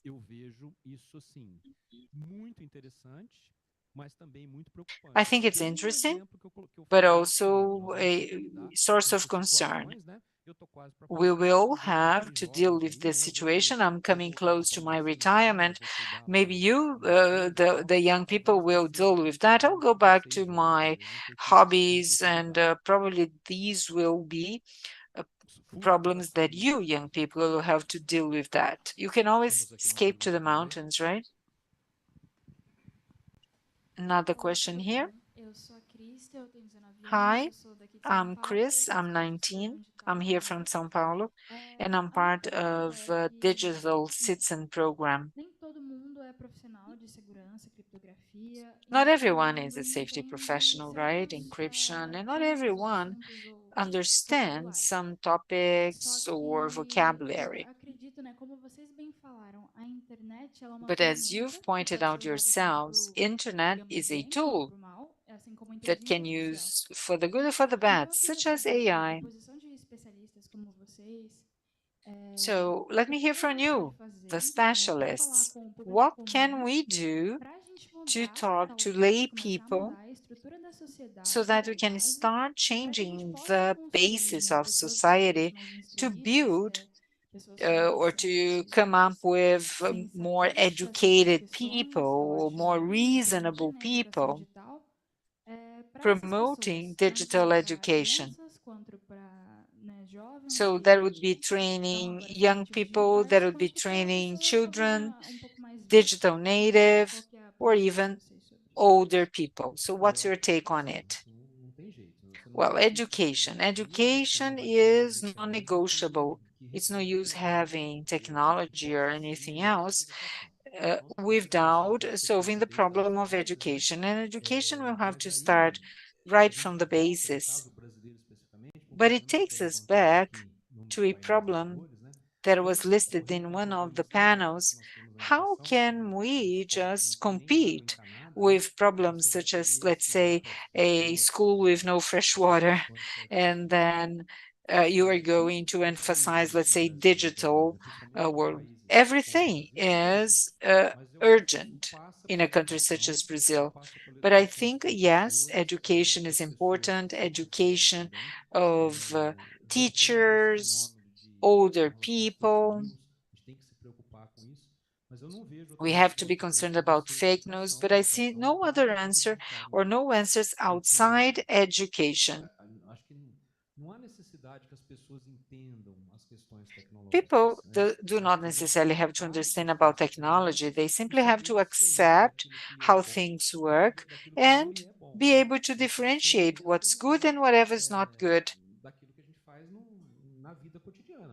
And this is something that we do on our daily basis. Why do I eat lettuce and not something else? Why do I use one app but not another app? We have to know and to be able to make choices. Let me make a comment. 15 days ago, I read a paper about the new Luddites. It started in the beginning of industrialization because, well, there is going to be a tragedy. And so they are not going to use mobile phones or so on. They are young people that create groups of this ludism, where they work without using technological tools such as really mobile phone. So we are going through moments of indefinition. We're talking about the Luddites. I don't think, well, AI is an excellent tool to help us, including ChatGPT. It has better text than text that we read around, very well elaborated. The ideas do not necessarily have to be good. So we have to take it with a grain of salt, and set limits. I wouldn't like AI to define if I am guilty or not guilty. Of course, it can help or lawyers by providing, let's say, the evidence, the documents, publications. It's an excellent tool, but it's difficult to consider that we are going to give to AI to decide things which are crucial to us. There is one more question. Well, fantastic presentation, really. So I was wondering about a number of things, but at least two things that I would like to bring to your attention. First, concerning vulnerabilities, which is a large market today. Government buying zero-day vulnerability, code execution, exploring really vulnerabilities to sell them in the market ultimately. And some agencies trying to stock vulnerabilities to one day use against enemies or even the population. So what is your take on this trend? Because before that, we would detect, correct. No, today they are stored. So what do you anticipate for this trend in the future? Is there any inflection point in this curve? Anything that we can do differently in this market? And my second question, your optimism is catchy, but what's your opinion about metaverse? Are you optimistic about these new applications of immersive reality, or are still among the skeptical? Let's wait and see. So vulnerability, I'm very pragmatic. Well, Então, assim, hoje em dia, e eu tenho pela experiência na RESH, based on my como educação experience at representativa, há RESH 7 anos que a as RESH existe, uh, ela nunca board testou director uma of RESH aplicação for onde 7 dava uma years, falha we crítica e never levaria à tested invasão something dessa that aplicação ou in qualquer which we outro didn't sistema. find a critical flaw that E o might problema é o be seguinte, subject as to invasion. vulnerabilidades que And the nós temos hoje, a vulnerabilities that maioria we delas já are foram faced solucionadas with, há most of 2 them anos had atrás. been Por solved 2 or 3 years conta before. So the problem algum is código mal whoever feito, placed that programação vulnerability. So poor coisa errada, codes, quick programming, código, programas sendo feitos sem codes and cuidado. programs being Então, done without the appropriate care. eu sou meio duro com relação a isso, sou duro com So relação a I'm isso. Falo, very cara, a strict culpa é with that. sua, quem pôs I isso aí? say, A well, agência de you aren't to be inteligência blamed. You put it there. faz o que ela é feita para fazer, ela espiona The mesmo. intelligent Tem agency pessoas will que espionam. spy. Não That's pode ser what você que está espionando. spy. Isso fica This is mal, what né? they do. They Mas cannot be às vezes catch existem spying, pessoas que but espionam gente que é this is código para what fazer código de vírus, né? Então, intelligent tem que tomar com agencies relação do a for a isso. living, right? So A I'm very pragmatic about resposta, that. como é que eu vejo? Eu vejo que isso tem que melhorar. Por Well, quê? Porque therefore, I think hoje, it should vamos pegar get assim, better. teste automático de código quando ele é So let's gerado. say As automatic empresas, code elas tests. fazem There are coisa linda da wonderful vida. Por quê? Isso tools é that bacana. can do it beautifully, but why is it Teste dinâmico de happening? código, são os famosos Dynamic pentests. code tests, the pen Técnicas tests, fantásticas que identificam lá, isso fantastic não faz. techniques that Então, identify the code. assim, eu acho que quem continua programando com código ruim, If you keep on mesmo programming comportamento with de quem poor faz lá code, it should have the carro same que tem muitos behavior problemas of, mecânicos. of those that Você vai ter que manufacture comprar esse a carro lá. car with Então, mechanical eu tenho problems. discordado com Nobody relação a isso. buys the car, Mas right? metaverso, Now, concerning eu sou o metaverse, cara errado para perguntar isso, I'm porque the wrong eu não sei person nada to ask dessas about coisas, that rede because I don't social, believe isso é in bobagem. social media. I Na think minha it's all opinião, BS. That's my opinion, falando, right? né? Adriano speaking. Mas sou eu. A minha opinião é o But seguinte, that's me, aquelas right? caixinhas sem perna, aquele gráfico This que eu tô vendo lá, horrible me chart that fica I'm legal. seeing, maybe one Mas day it assim, will eu look não good. I gastaria don't um tempo know. da But minha I vida don't naquilo spend lá. 1 minute of my life in it. Vai melhorar? Eu acho que Will it get sim, acho que better? vai Probably melhorar. yes. Né? Probably A yes. gente vai utilizar esse negócio? Will Eu we acho que use sim. it? Eu acho que a gente Probably yes. precisa I think utilizar so. para It's várias a coisas. irreversible Apesar, situation. Will ah, Adriano use? Very unlikely. Very você vai usar? unlikely. Will Pela my informação daughter que eu sei, acho que não. use? Maybe not, because of the Mas way vai I ser raised eficaz, them. vai ser But it's here utilizado, to vai melhorar. stay, and A parte de resposta gráfica, um dia a graphic internet vai rodar response. bits One day, internet will round isochrones bits, and internet quântica. we'll have Enquanto quantic isso, internet.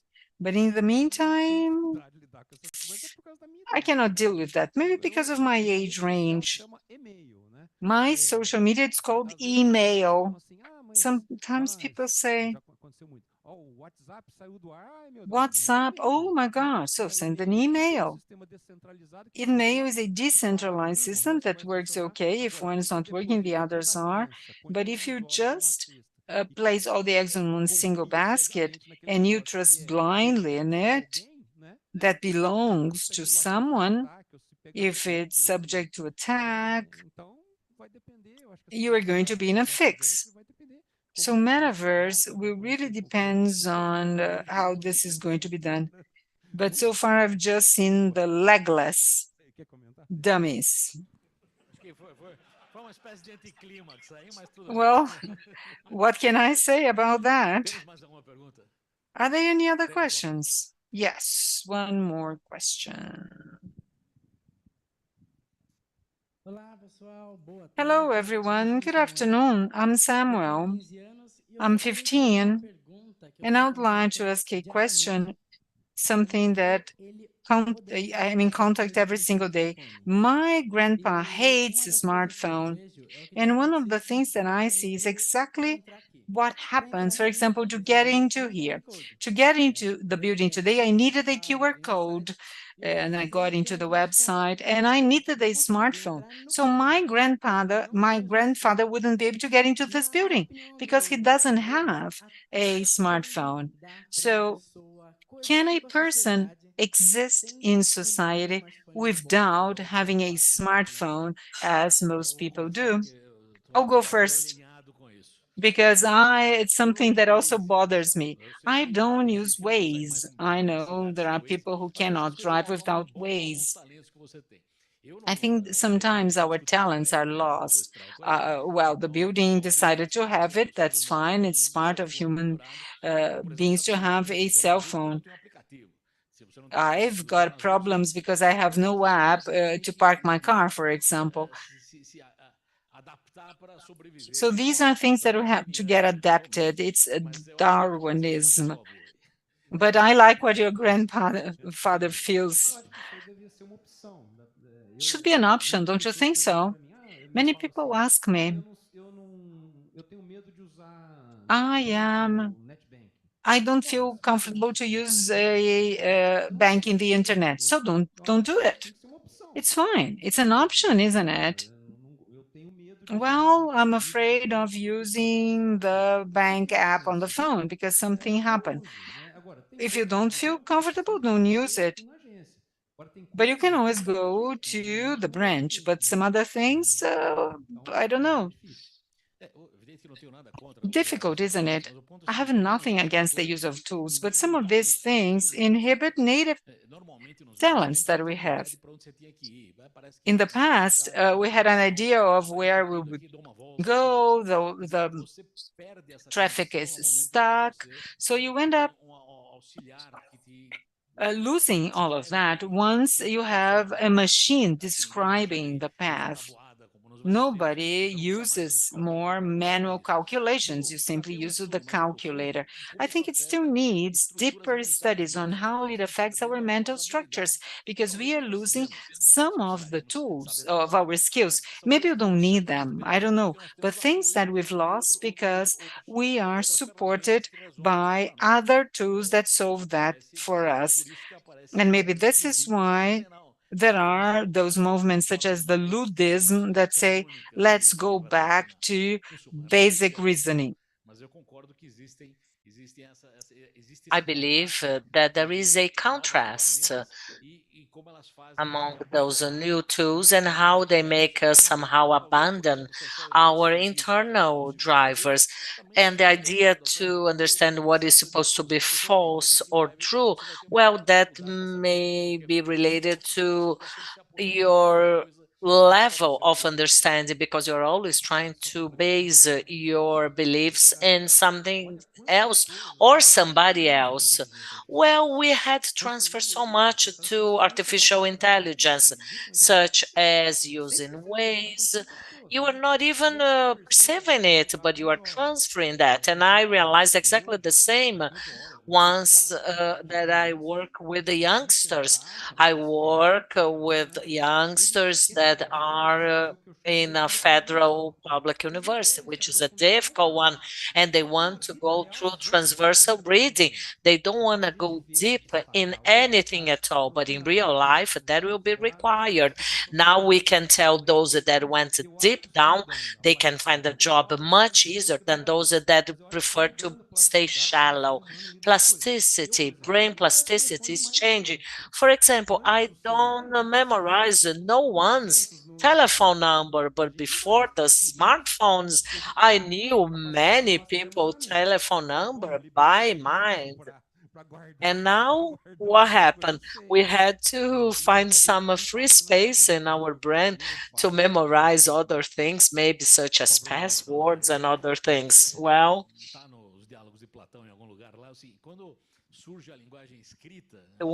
once the written language was became a reality, Socrates says that that will be a tragedy to mankind because there were those that knew Odisseia and those that would know it backwards.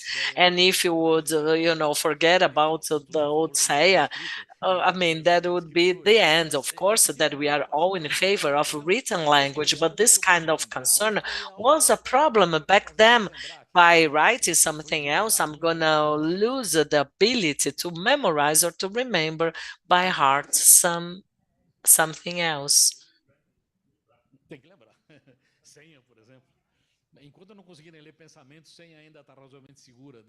Well, while people won't be able to read other people's minds, passwords will be safe on our own mind.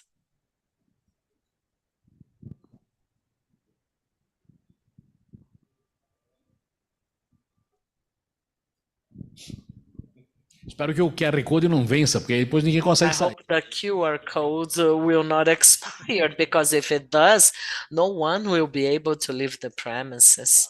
Tem que pular a roleta. Boa tarde a todos. Meu nome é Hi Jonathan there, Jobs. I am Jonathan Jobs. I work for Ford Data Analysis Group. I have a question regarding social engineering. This is a type of attack that does not require much skills. And basic attacks like that, will them keep growing due to lack of information and attention deficits?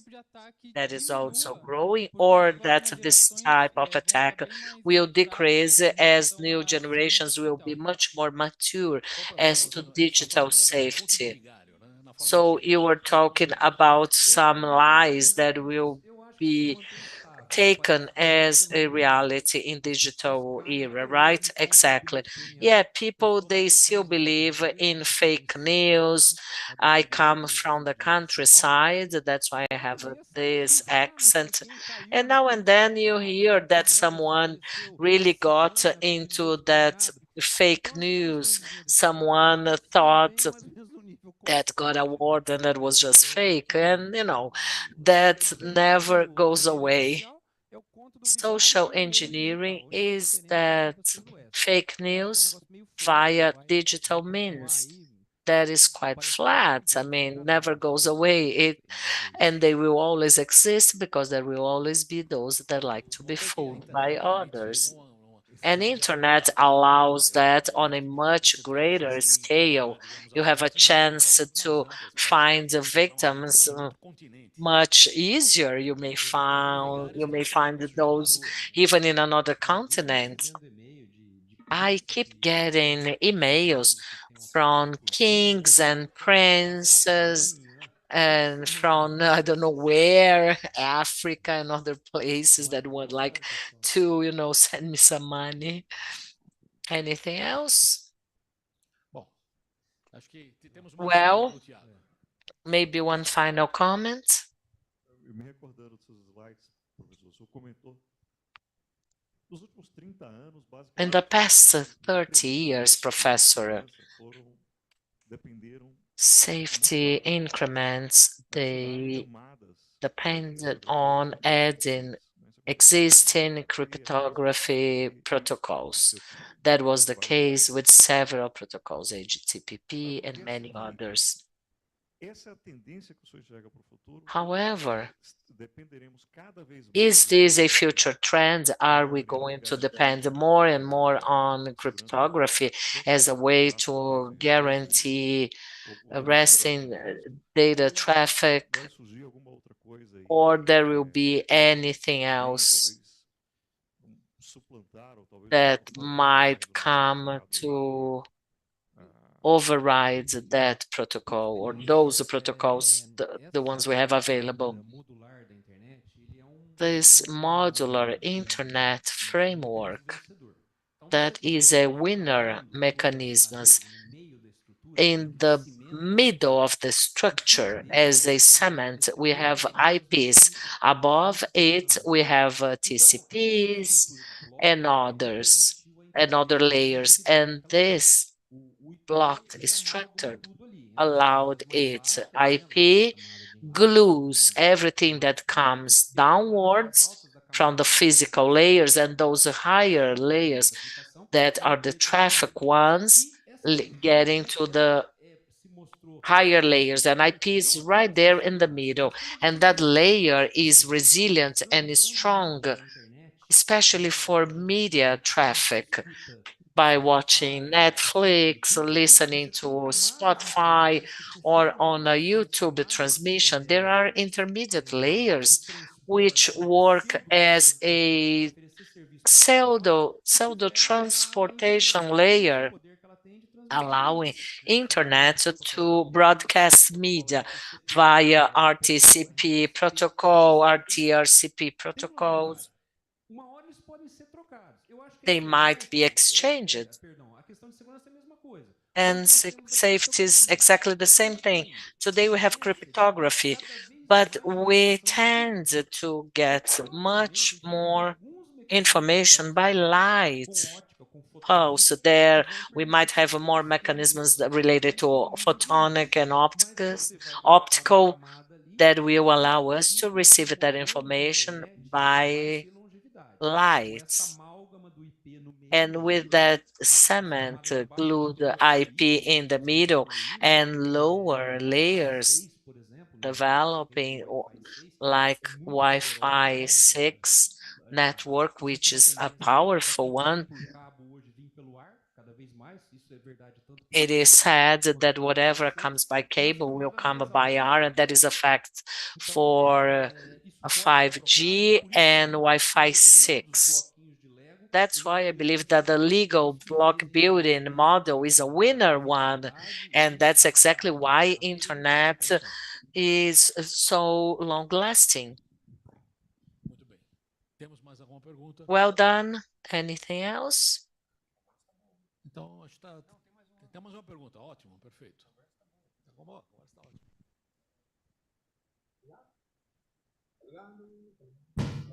O que vocês acham da viabilidade? What do you think about the feasibility of using blockchain to decentralize information and to enable knots, especially for DDA attacks, for failures like that? Well, I guess that is possible. And the question that I usually ask is, who will pay for that bill?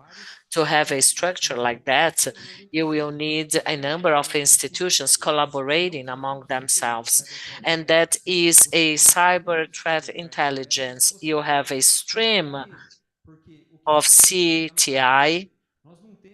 For instance, in Brazil, we haven't got a cyber tracker intelligence stream, a national one. We don't have one. If you require any CTI information, you have to buy a stream from somebody else to get any additional attack information. Therefore, anyone may remove a local information, and your defense system will become vulnerable because somebody somewhere else removed that information. So a CTI stream ideally should be based on a blockchain. However, that will spend too much energy. And that's not all. You need more people collaborating. And every time that we discuss about a blockchain platform, the question is, who will afford it? Technically speaking, is a good resolution, but from affordability aspect, not so much. Are there any further questions? Well, if there are no more questions, let's try to keep this optimistic message shared here by Adriano, that the future is not going to be so dark. We're going to have some foggy in the air. No, you didn't share any dark feelings. Once again, would like to thank all participants for being with us until this time, and Tiago for being the Safernet Day moderator, and I wish you all a very pleasant evening. Goodbye.